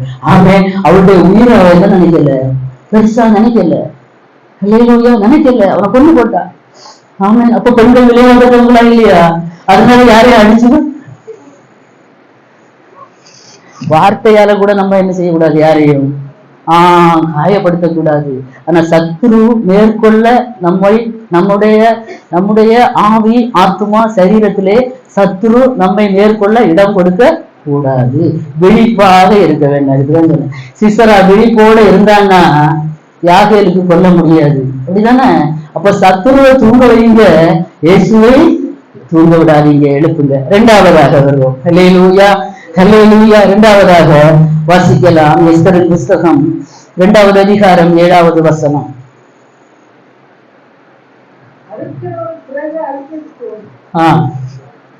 என்ன? எஸ்தரின் புஸ்தகம் 2வது அதிகாரம் 7வது வசனம்.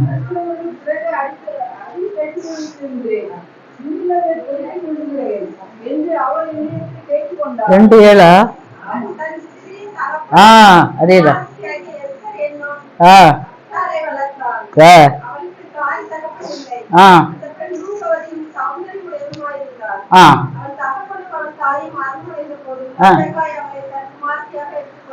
இப்ப புரியுதா எஸ்தர் யாருன்னு? ஃபர்ஸ்ட் சொன்னீங்களா, எஸ்தருக்கு தாய் தகப்பன் இல்ல, சிறிய தகப்பன் குமாரனாகிய மொர்தெகாய் எஸ்தர் என்கிற அச்சாலை வளர்த்து வந்த அவள் அழகும் மகா ரூபவதியும் சௌந்தரியம் உள்ளவளுமாய் இருந்தாள். அவ எல்லாவற்றிலேயும் இந்த மொர்தெகாய்க்கு கீழ்ப்படிந்தாள். அப்போ எஸ்தருக்கு மொர்தெகாய் யார் வரும்?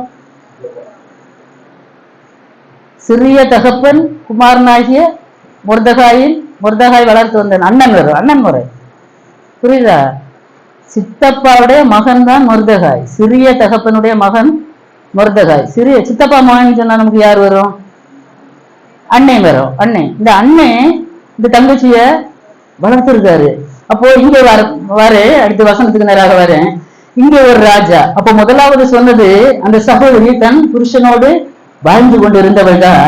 அவள் கேனானியரை விட்டு பிரிந்து தன் கூடாரத்தை கர்வாலி மரங்கள் அண்டையிலே போட்டாள். ஆமென். அல்லேலூயா. கர்வாலி மரத்தின் விசேஷத்தை சொன்னேன். கர்த்தர் அவரை உருவாக்கினார், ஒரு சத்துருவை மேற்கொண்டார். அவள் ஸ்திரீகளுக்குள்ளே ஆசீர்வதிக்கப்பட்டவளாக மானார். இரண்டாவதாக எஸ்தர் ஒரு கன்னிப்பெண். ஆமென். அல்லேலூயா. இங்கே ஆகாஸ் ஒரு ராஜா இருக்கிறார். அல்லேலூயா. இவர் என்ன செய்தாருன்னா, தன்னுடைய மகிமையின் பிரதாபத்தை காண்பிக்கும்படியாக எல்லா நாட்டு ஜனங்களையும், பிரபுக்களை, அதிபதிகளை எல்லாம் கூட்டி வச்சு ஒரு விருந்து வைக்கிறார். விருந்து 6 மாசம் விருந்து நடக்கிறது. கடைசியில தன் மனைவியின் பெயர் வஸ்தி, அவளுடைய அழகை காட்ட வேண்டும் என்று அவளை வர சொல்றான். இவன் நல்லா குடிச்சு, ராஜ விருந்துனாலே அதுதான், மனைவிக்கு அழக தேசத்தில் உள்ள பிரபுக்கள் ராஜாக்களுக்கு எல்லாம் காண்பிக்கணும், அவளை வர சொல்லுங்கன்னு சொன்னான். அவ என்ன சொன்ன? நான் வர மாட்டேன், நான் வர. இவனுக்கு பயங்கர கோபம்.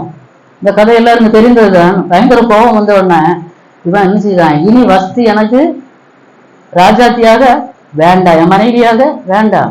ஒரே தீர்மானம் தான். உடனே பிரபுக்கள், அதிகாரிகள் எல்லாம் வந்து ராஜாவுக்கு ஒரு ஆலோசனை சொல்றாங்க. ராஜாவே, வஸ்தி கீழ்ப்படி அல்ல, இனி தேசத்தில் உள்ள ஒருத்தி கூட புருஷன் என்ன செய்ய மாட்டா, மதிக்க மாட்டா. அதனால ஒண்ணு செய்வோம், தேசத்தில் உள்ள அழகான கன்னி பெண்களை எல்லாம் வர வைத்து, அதுல உமக்கு பிரியமா யார் இருக்காளோ, உமக்கு கண்களுக்கு பிரியமா யார் இருக்காளோ அவளை வஸ்தியின் ஸ்தானத்திலே பட்டத்து ராஜாத்தியாக நாம் தேர்ந்தெடுக்கலாம். இந்த யோசனை ராஜாவுக்கு நன்றாக தோன்றினது. சரி, அப்படி செய்யுங்க. ராஜா முத்திரை போட்டு எங்க அனுப்பியாச்சு. பெண்களை எல்லாம் கன்னி பெண்கள், ராஜாவுக்கு ஒரு மனைவி எப்படி தேடுறாங்கன்னு பாங்க. ஒரு உலக பிரகாரமான ஒரு ராஜாவுக்கு தேசத்தில் உள்ள கன்னி பெண்களை என்ன தேடுறாங்க, அழகும் சௌந்தரியம் உள்ளது. ராஜாதி ராஜாவாகிய இயேசுவுக்காக ஒரு கண்ணி, ஹல்லேலூயா, என் பிரியமே இப்பூரண ரூபவதி முதல் பழகொன்றும் இல்லை. கர்த்தர் எப்படி தேடுவாரப்போ யோசித்து பாருங்களேன். உலக பிரகாரமான ஒரு ராஜாவுக்கு உலகத்துல அத்தனை உள்ள கன்னி பெண்களை தேடுறார். அதுல அவனுக்கு பிரியமானவரை அவன் தேர்ந்தெடுப்பார். ராஜாதி ராஜாவாகிய கர்த்தர் நம்முடைய மனவாளன். ஆமென். அவருடைய மனவாட்டியத்தை எப்படி இருக்கணும், கற்புள்ள ஒரு கன்னிகையா இருக்கும். பெண்கள் ரொம்ப கவனிக்கணும். கற்பு பெண்களுக்கு மிக முக்கியமானது. இது மிக முக்கியமானது. Very good. அதுல எப்படி ரொம்ப கவனமா இருக்கணும். இதை தேர்ந்தெடுக்கிறான். இங்க வர்றேன்னு தேர்ந்தெடுத்து 6 மாசம் இவங்களுக்கு சுத்திகரிப்பு. அப்போ எஸ்தருடைய அண்ணன் இந்த மொர்தெகாய் இந்த ராஜாவுடைய அரண்மனை வாசற்படியில இருக்கா. இவங்க அகதிகளாக வந்தவங்க. இவ அழகா இருந்தவொன்னா இவருக்கு ஒரு ஆசை, நம்மளையும் இவளை சேர்த்து விடுவோமே. இதெல்லாம் பரலோக தேவனின் திட்டம். வஸ்தியை மாற்றியது கர்த்தருடைய திட்டம் தான். எஸ்தரை தெரிந்தெடுப்பதும் கர்த்தருடைய திட்டம் தான். ஆமென். ஹல்லேலூயா. அப்போ கர்த்தர் அங்க வஸ்தியை ரிஜெக்ட் பண்றாரு, எஸ்தரை உள்ள கொண்டு வராரு. அதுக்கு சில காரணங்கள். கர்த்தர் என்ன செய்யறாரு அதான் சொன்னேன் முதல்ல. ஒரு ஆணி உருவாகணும்னாலும் ஒரு குகைக்குள்ள போய் வெளியே வரணும், அப்பதான் ஆணி வரும். இப்போ ஒரு எஸ்தரை உருவாகணும். இப்ப 6 மாசம் சுத்திகரிப்பு. எல்லாருடைய கண்கள், நான் சுருக்கமா சொல்றேன், டைம் இல்லை நமக்கு. எல்லாருடைய கண்கள் எஸ்தருக்கு தயவு கிடைத்தது. ஹல்லேலூயா. அப்போ இந்த எஸ்தருடைய முறைமை வருகிறது, நாள் வருகிறது. ராஜாவிட்ட போகணும், எல்லாரும் ரிஜெக்ட். இப்ப எஸ்தர் போறா. இந்த மொர்தெகாய் என்ன செய்துட்டு இருப்பாரு, ஜோம் பண்ணிட்டு இருப்பாரு. ஏசப்பா, தாய் தகப்பன் இல்லப்பா, இந்த பிள்ளைக்கு ஒரு இறக்கம் செய்யுங்கப்பா. அப்படிதானே பிள்ளைகளுக்காக பெற்றோர், கல்யாண வயசுல இருக்கிற பிள்ளைகளுக்காக பெற்றோர் ஜெபிப்பாங்க. அப்பா வயசு 20 ஆகுது, 21 ஆகுது, 22, 25 வந்ததுனாலே ரொம்ப கஷ்டம். ஏசப்பா கலங்காதீங்க, கர்த்தர் ஒன்றை வைத்திருப்பாரு, அது மிக விலையேறப்பட்டதாக இருக்கும். ஆனா ஒரு எஸ்தரா இருக்கணும். ஆமென். ஹல்லேலூயா. ஒரு எஸ்தரா இருக்கணும். எஸ்தரா இருந்தாதான். அப்போ இவளுடைய முறைமை வருகிறது. இவளை உள்ள ராஜா அழைக்கிறார். ராஜா பார்த்தோன்னு அந்த ராஜா முதல்ல அவருடைய கண்கள்ல எஸ்தருக்கு தயை கிடைத்ததுனால ராஜா பார்த்தோன்னு இவட அழக பார்த்தோன்னு இது போதும். ராஜா தன்னுடைய பொற்சும் போது எஸ்தருக்கு நிராக நீட்டுகிறார். ஆமென். ஹல்லேலூயா, ஹல்லேலூயா. எவ்வளவு விசேஷம்.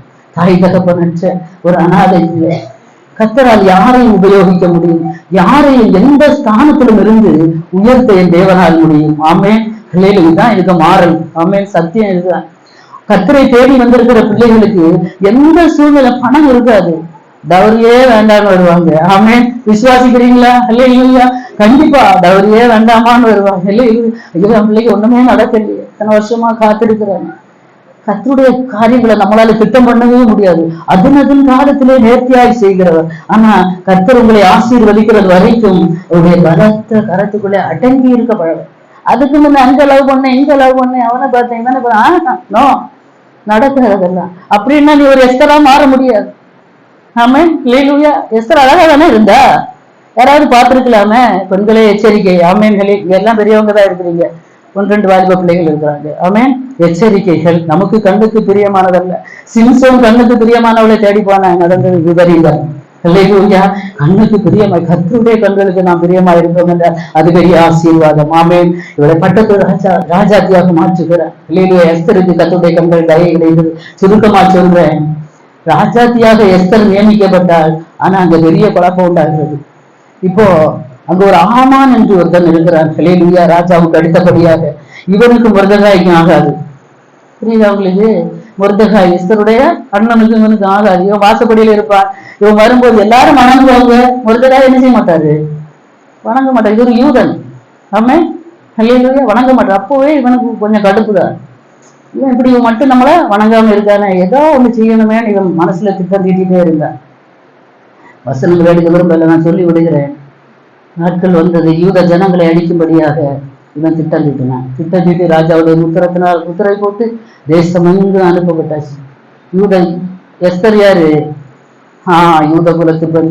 ஆனா மொர்தெகாய் ஒரு விஷயம் சொல்லி இருந்தார், அந்த வசனத்துல நீங்க வாசிச்சீங்க. அவளுடைய குலத்தையோ அவளுடைய தகப்பன் வீட்டை பற்றியோ எதுவுமே அவள் என்ன செய்யல, சொல்லல. ஆமே மொர்தெகாய் சொல்லி நீ ஒண்ணும் சொல்ல, உன் குலம், உன் பலம், உன் சொத்து, உன் சம்பத்து, உன் பாரம்பரியம், அப்பா அப்படியா, அந்த பாட்டனார் அப்படியா, அதெல்லாம் செல்லுபடியாகாது. அல்லேலூயா, அல்லேலூயா. அதெல்லாம் ஆண்டவருக்கு செல்லுபடியாக அதெல்லாம் சிலுவையில என்ன செய்யணும், பலிபீடத்துல வைக்கணும். தேவ பிள்ளையை அல்லேலூயா. எதையுமே எஸ்தர் அறிவிக்கல, கர்த்தர் தேர்ந்தெடுத்தாள். நம்ம பெருமை, நம்ம படிப்பு, நம்ம அந்தஸ்து, நம்மோட அழகு, நம்முடைய பாரம்பரியம், நம்ம பிறந்த இடம், எங்க அப்பா இப்படி, எங்க தாத்தா இப்படி, எங்க பாட்டனார் அப்படி, சர்ச்சுக்கு பெரிய மணி வாங்கி கொடுத்தாரு, அல்லேலூயா, கோபுரங்கிட்ட செல்லுபடியாகாது. அல்லேலூயா. எதுவுமே அவள் அறிவிக்கல. அவளுடைய அண்ணன் சொன்னதை மட்டும் அவள் கேட்டு நடந்தாள். அல்லேலூயா. கர்த்தர் அவளோடு கூட இருந்தால் அவள் ராஜாத்தியானா. அதுக்கப்புறம் பிரச்சனை. ஆமே. இப்ப பிரச்சனை வருமா வராதா? பிரச்சனை. யூத ஜனங்களை எல்லாம் அழிக்கணும். இவ யூத குலத்தாள். யாருக்கும் தெரியாது இவ யூத குலத்தாள். அல்லேலூயா. இவ உள்ள இருக்கா. மொர்தெகாய் ரெட்டுடுத்தி சாம்பல்ல உட்கார்ந்து இருக்கிறார். வாசிக்கலாம்.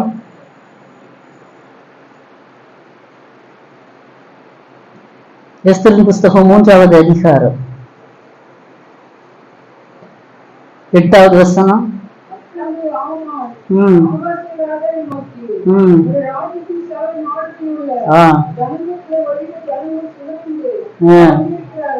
சீக்கிரமா வாசிங்க.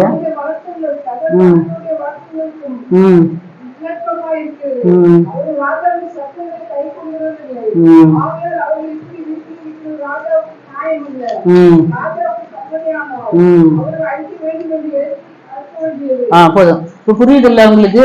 இந்த ஜனங்களை அழிக்கணும்னா எல்லாம் பண்ணியாச்சு. அடுத்த ஒரு வசனம் வாசிங்க. எஸ்தரின் புஸ்தகம் 4வது அதிகாரம் 16வது வசனம். இங்கதான் முக்கியமான கருத்து வருகிறது.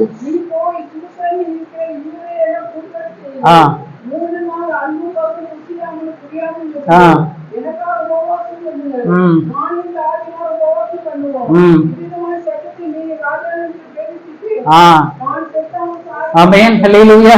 எஸ்தருடைய தீர்மானம், நான் செத்தாலும் சாகுறேன். இப்ப ராஜாத்தியா இருக்கிறா, என்ன வேணாலும் செய்யலாம். அப்படித்தானே?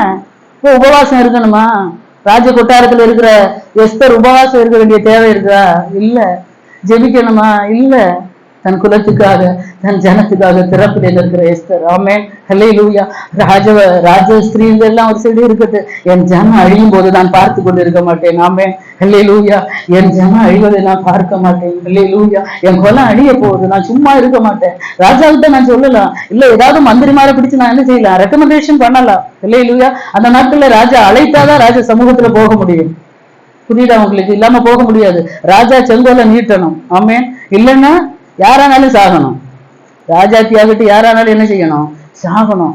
இவா என்ன சொல்றானா, சட்டத்தை மீறி ராஜாவினிடத்தில் பிரவேசிப்பேன், நான் செத்தாலும் சாகிறேன். தன்னுடைய குலத்துக்காக, தன்னுடைய ஜனத்துக்காக திறப்பிலே இருக்கிற ஒரு எஸ்தர். நம்முடைய ஏக பெற்றவர்கள். ஆமென். ஹல்லேலூயா. துணிச்சலானவர்கள். அல்லேலூயா. ஹல்லேலூயா. எஸ்தர் வேற எதையுமே செய்யல, எந்த ரெக்கமெண்டேஷனும் இல்ல. மொர்தெகாய் ரெட்டுடுத்தி சாம்பல்ல இருந்து அழுதுட்டு இருக்கிறார். நீ இந்த காலத்துல மௌனமா இருந்தா யூதருக்கு சகாயமும் ரட்சிப்பும் வேறு ஒரு இடத்துல இருந்து வரும். நீயும் உன் தகப்பன் வீட்டார் அழிந்து போகிறீர்கள். யாருக்கு தெரியும் உனக்கு இந்த ராஜ்யம் என்ன கிடைத்தது? நீ மட்டும் தப்பிடுவேன்னு நினைக்கிறியோ அப்படின்னு மொர்தெகாய் சொல்றாரு. அவர் பயந்துட்டாரு. இவ உள்ள போயிட்டா, இனி நம்மள மறந்துடுவாங்க. இல்லங்க, மறக்கல. அல்லேலூயா. அல்லேலூயா. மறக்கல. எஸ்தர் மறக்கல. எஸ்தர் திருப்பி சொல்ல அனுப்புகிறா, நானும் என் தாதிமார்களும். ஒரு ராஜாத்திக்கு தாதிமார்கள் கைக்கு காலுக்கு எல்லாத்துக்குமே வேலைக்கு என்ன இருப்பாங்க, ஆட்கள் இருப்பாங்க. நானும் என் தாதிமார்களும். அவங்கள உபவாசிக்க சொல்லணும்னா இந்த எஸ்தர் எப்படி இருந்திருக்கணும்னு நினைச்சு பாருங்க. நம்ம உபவாசம் இருக்கலாம், நம்ம ஃப்ரெண்ட்ஸுங்களே உட்கார வைக்கணும்னா அந்த அளவுக்கு நம்ம எப்படி இருக்கணும், பெர்ஃபெக்டா இருக்கணும். அப்போ அத சொல்ற, நானும் என் தாதிமார்களும் உபவாசம் பண்ணுவோம். எப்படிப்பட்ட உபவாசம்? புசியாமலும் குடியாமலும். ஆமென். ஜனத்துக்காக. அல்லேலூயா. நான் செத்தாலும் சாகிறேன், சட்டத்தை மீறி நான் பிரவேசிக்க போகிறேன்.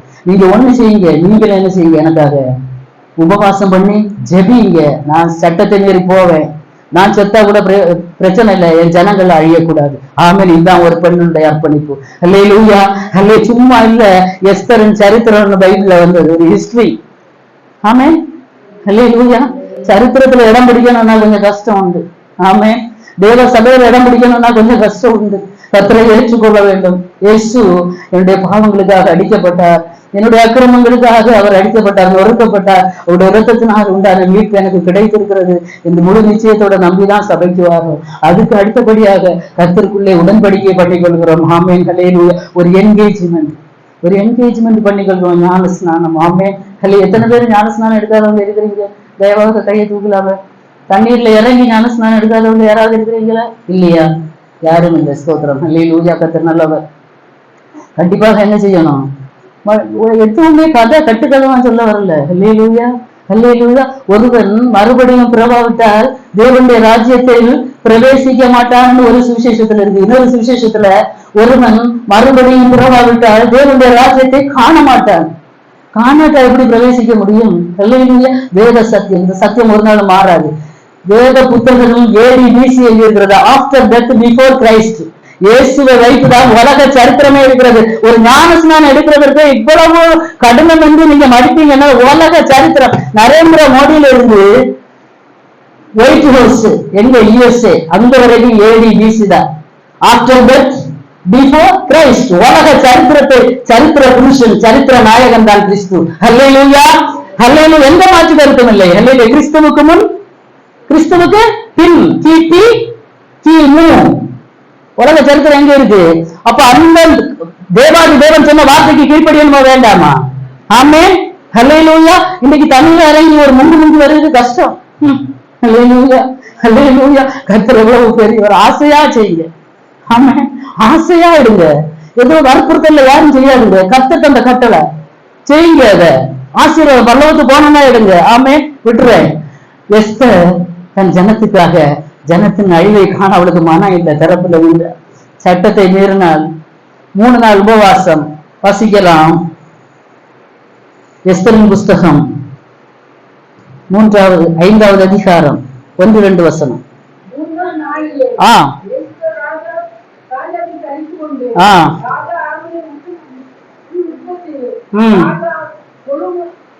கொலு மண்டபத்தில்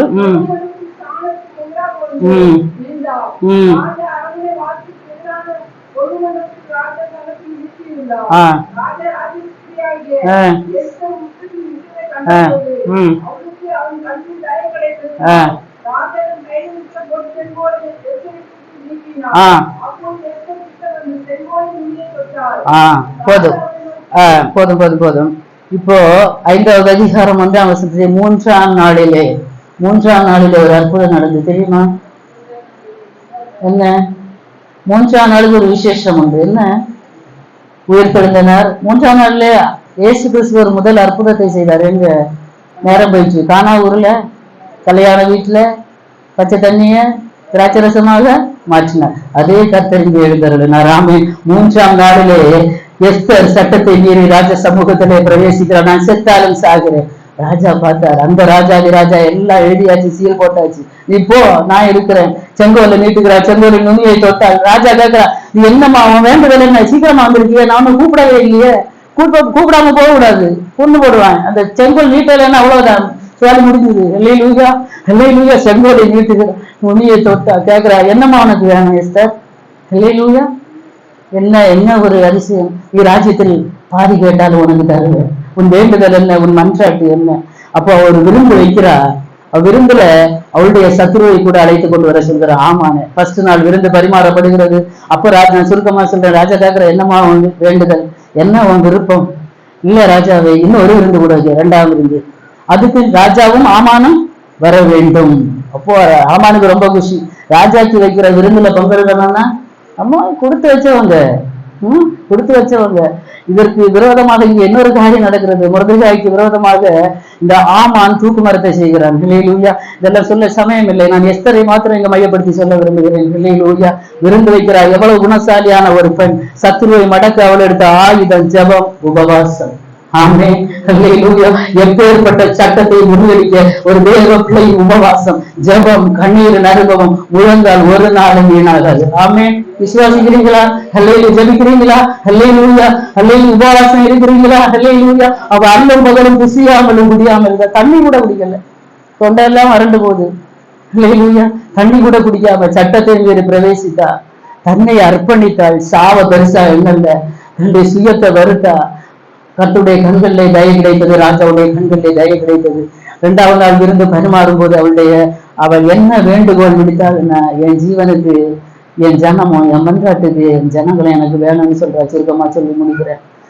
இன்னும் அநேக காரியங்கள் அங்கே நடக்கிறது. நேரம் நமக்கு முன்னதாக சுருக்கமா இருக்கிறது.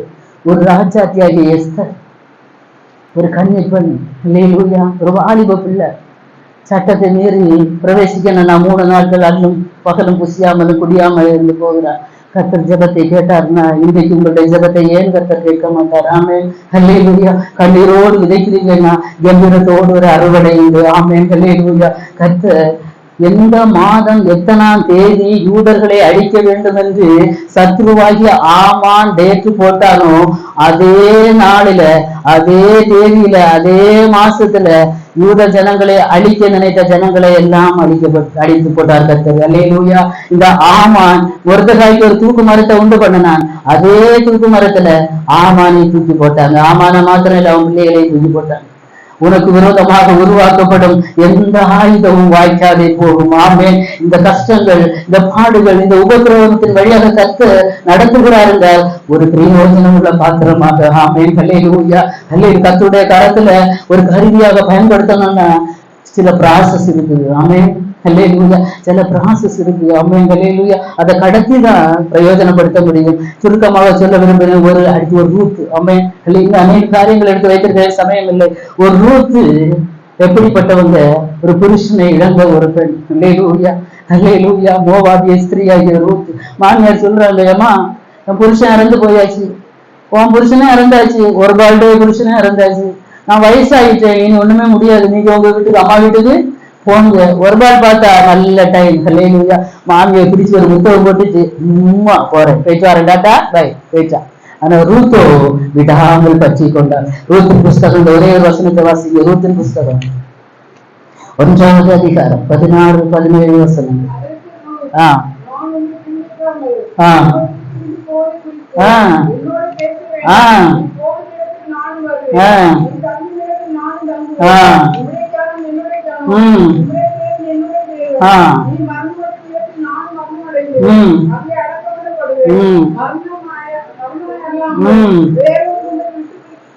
பிரிக்க மாட்டாது. சரியாகவும் இங்கே கடைசியாக ரூத்தை சொல்லி நான் முடிக்க விரும்புகிறேன். 2 நிமிஷத்துல முடிக்க விரும்புகிறேன். ரூத் புருஷனை இழந்த ஒரு விதவை பெண். மாமியார் சொல்றாங்க, நீ போகுமா, நீ சின்ன வயசு வாலிப பிள்ளை, நீ இருந்துவிட மாட்டேன், நீ போ, உனக்கு ஒரு வாழ்க்கை துணை அவங்க வீட்டுல பண்ணி தருவாங்க, நீ போயிரு. இல்ல, நான் விட மாட்டேன்.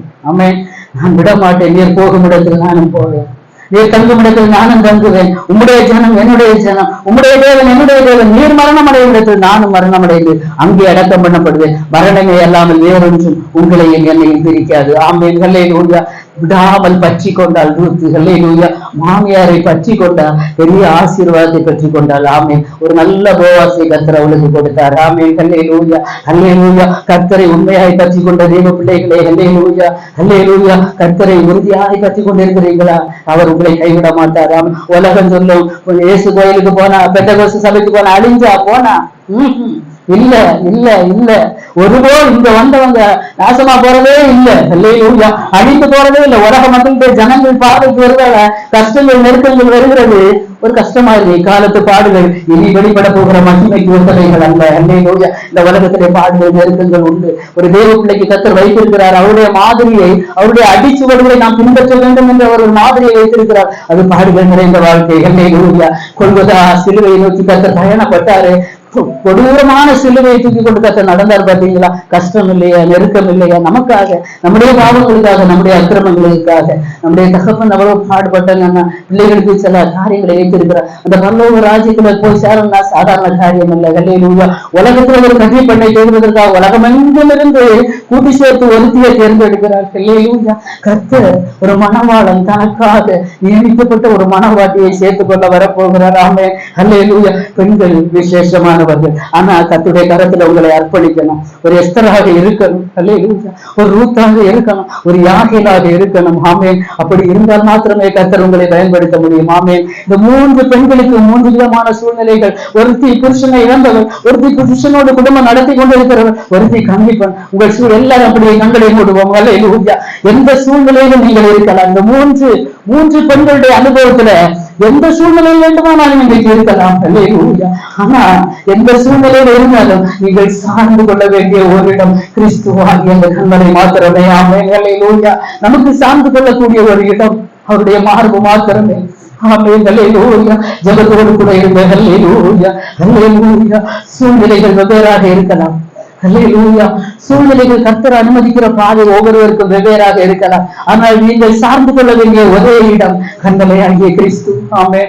அல்லேலூயா. நம்முடைய துக்கங்களை பகிர்ந்து கொள்ள வேண்டிய இடம் கர்த்தருடைய சமூகம் மாத்திரமே, அவருடைய பாதம் மாத்திரமே. அவரிடத்துல எல்லாத்தையும் சொல்லுங்க. அல்லேலூயா.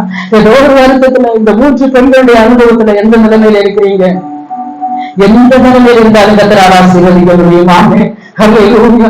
எந்த நிலைமையில தான் இருந்த, எந்த வித்தியாசமான நிலைமையில இருந்த, கர்த்தருக்கு அது பெருசே இல்லை. எல்லாரும் அவருடைய பாவத்துக்கு ஒன்று போனதான் விளையாடப்பட்டவங்க. ஒரு ரூத்தையும் கர்த்தர் ஆசீர்வதித்து ராஜஸ்திரியாக மாற்றினார். அல்லேலூயா. ரூத்தை கர்த்தர் ஆசீர்வதித்து ஒரு நல்ல போவாசை கொடுத்தார். அல்லேலூயா. அல்லேலூயா. அந்த தலைமுறையில தான் இயேசு கிறிஸ்து வந்து பிறக்கிறார். ஆமென். அல்லேலூயா. ஒரு எஸ்தருக்கு ஒரு ராஜஸ்தானத்தை கர்த்தர் கொடுக்கிறார். ஆமென். அல்லேலூயா. ஒரு யாகே ஸ்திரீகளுக்குள்ளே ஆசீர்வதிக்கப்பட்டவள் என்கிற பெயரை சூட்டிக் கொள்கிறார். ஆமென். கர்த்தரிடத்திலிருந்து ஏதாவது பெற்றுக் கொள்ள வேண்டும் என்றால் அவரோடு சேர்ந்து கொள்ளுங்க. எந்த அனுபவமாக இருந்தாலும் பரவாயில்லை. அல்லேலூயா. அல்லேலூயா. அல்லேலூயா. அல்லேலூயா. அல்லேலூயா. எந்த அனுபவத்தில் இருந்தாலும் நாம் சார்ந்து கொள்ளக்கூடிய ஒரே இடம் கர்த்தர் மாத்திரமே, கர்த்தருடைய சமூகம் மாத்திரமே. சபைக்கு வருவதை மட்டும் நிறுத்திடாதுங்க. வாழ்க்கையில பிரச்சனை சிலவங்களுக்கு எல்லாம் இப்படிதான் இருக்கு. குடும்பத்துல ஒரு பிரச்சனைனா சபைக்கு வர மாட்டாங்க. சர்ச் என்னதான் செய்யுது உங்களுக்கு, கர்த்தர் உங்களுக்கு என்னதான் செய்வாரு. புருஷ மனைவி சண்டை போடுவாங்க, சர்ச்சுக்கு வர மாட்டாங்க. அல்லேலூயா. இன்றைக்கு அப்படிதான் விசுவாச கோலங்கள்ல போய் கொண்டிருக்கிறாங்க. குடும்பத்துல பிரச்சனை, சர்ச்சுக்கு வர மாட்டாங்க. சர்ச்சுக்கு வாங்க, பிரச்சனை நீங்கும். ஆமென். அல்லேலூயா. போராட்டங்கள் நீங்கும். கண்ணீருக்கு பதில் உண்டு. சட்டத்தை மீறி ராஜாவிடத்தில் பிரவேசித்த ஒரு எஸ்தருக்கு ராஜஸ்திரியாக பட்டம் சூட்டப்பட்டது என்றார். ஆமென். இன்றைக்கு கண்ணீரோடு உபவாசத்தோடு ஏதோ ஒரு விஷயத்துக்காக அழுவீங்கள சகோதரி, அல்லேலூயா. ஏதோ ஒரு விஷயத்த உங்க மனசுக்குள்ள வச்சு நீங்க அழுதுட்டு இருக்கிறீங்களா, கர்த்தர் உங்களுக்கு பதிலை தருவார். ஆமென். அல்லேலூயா.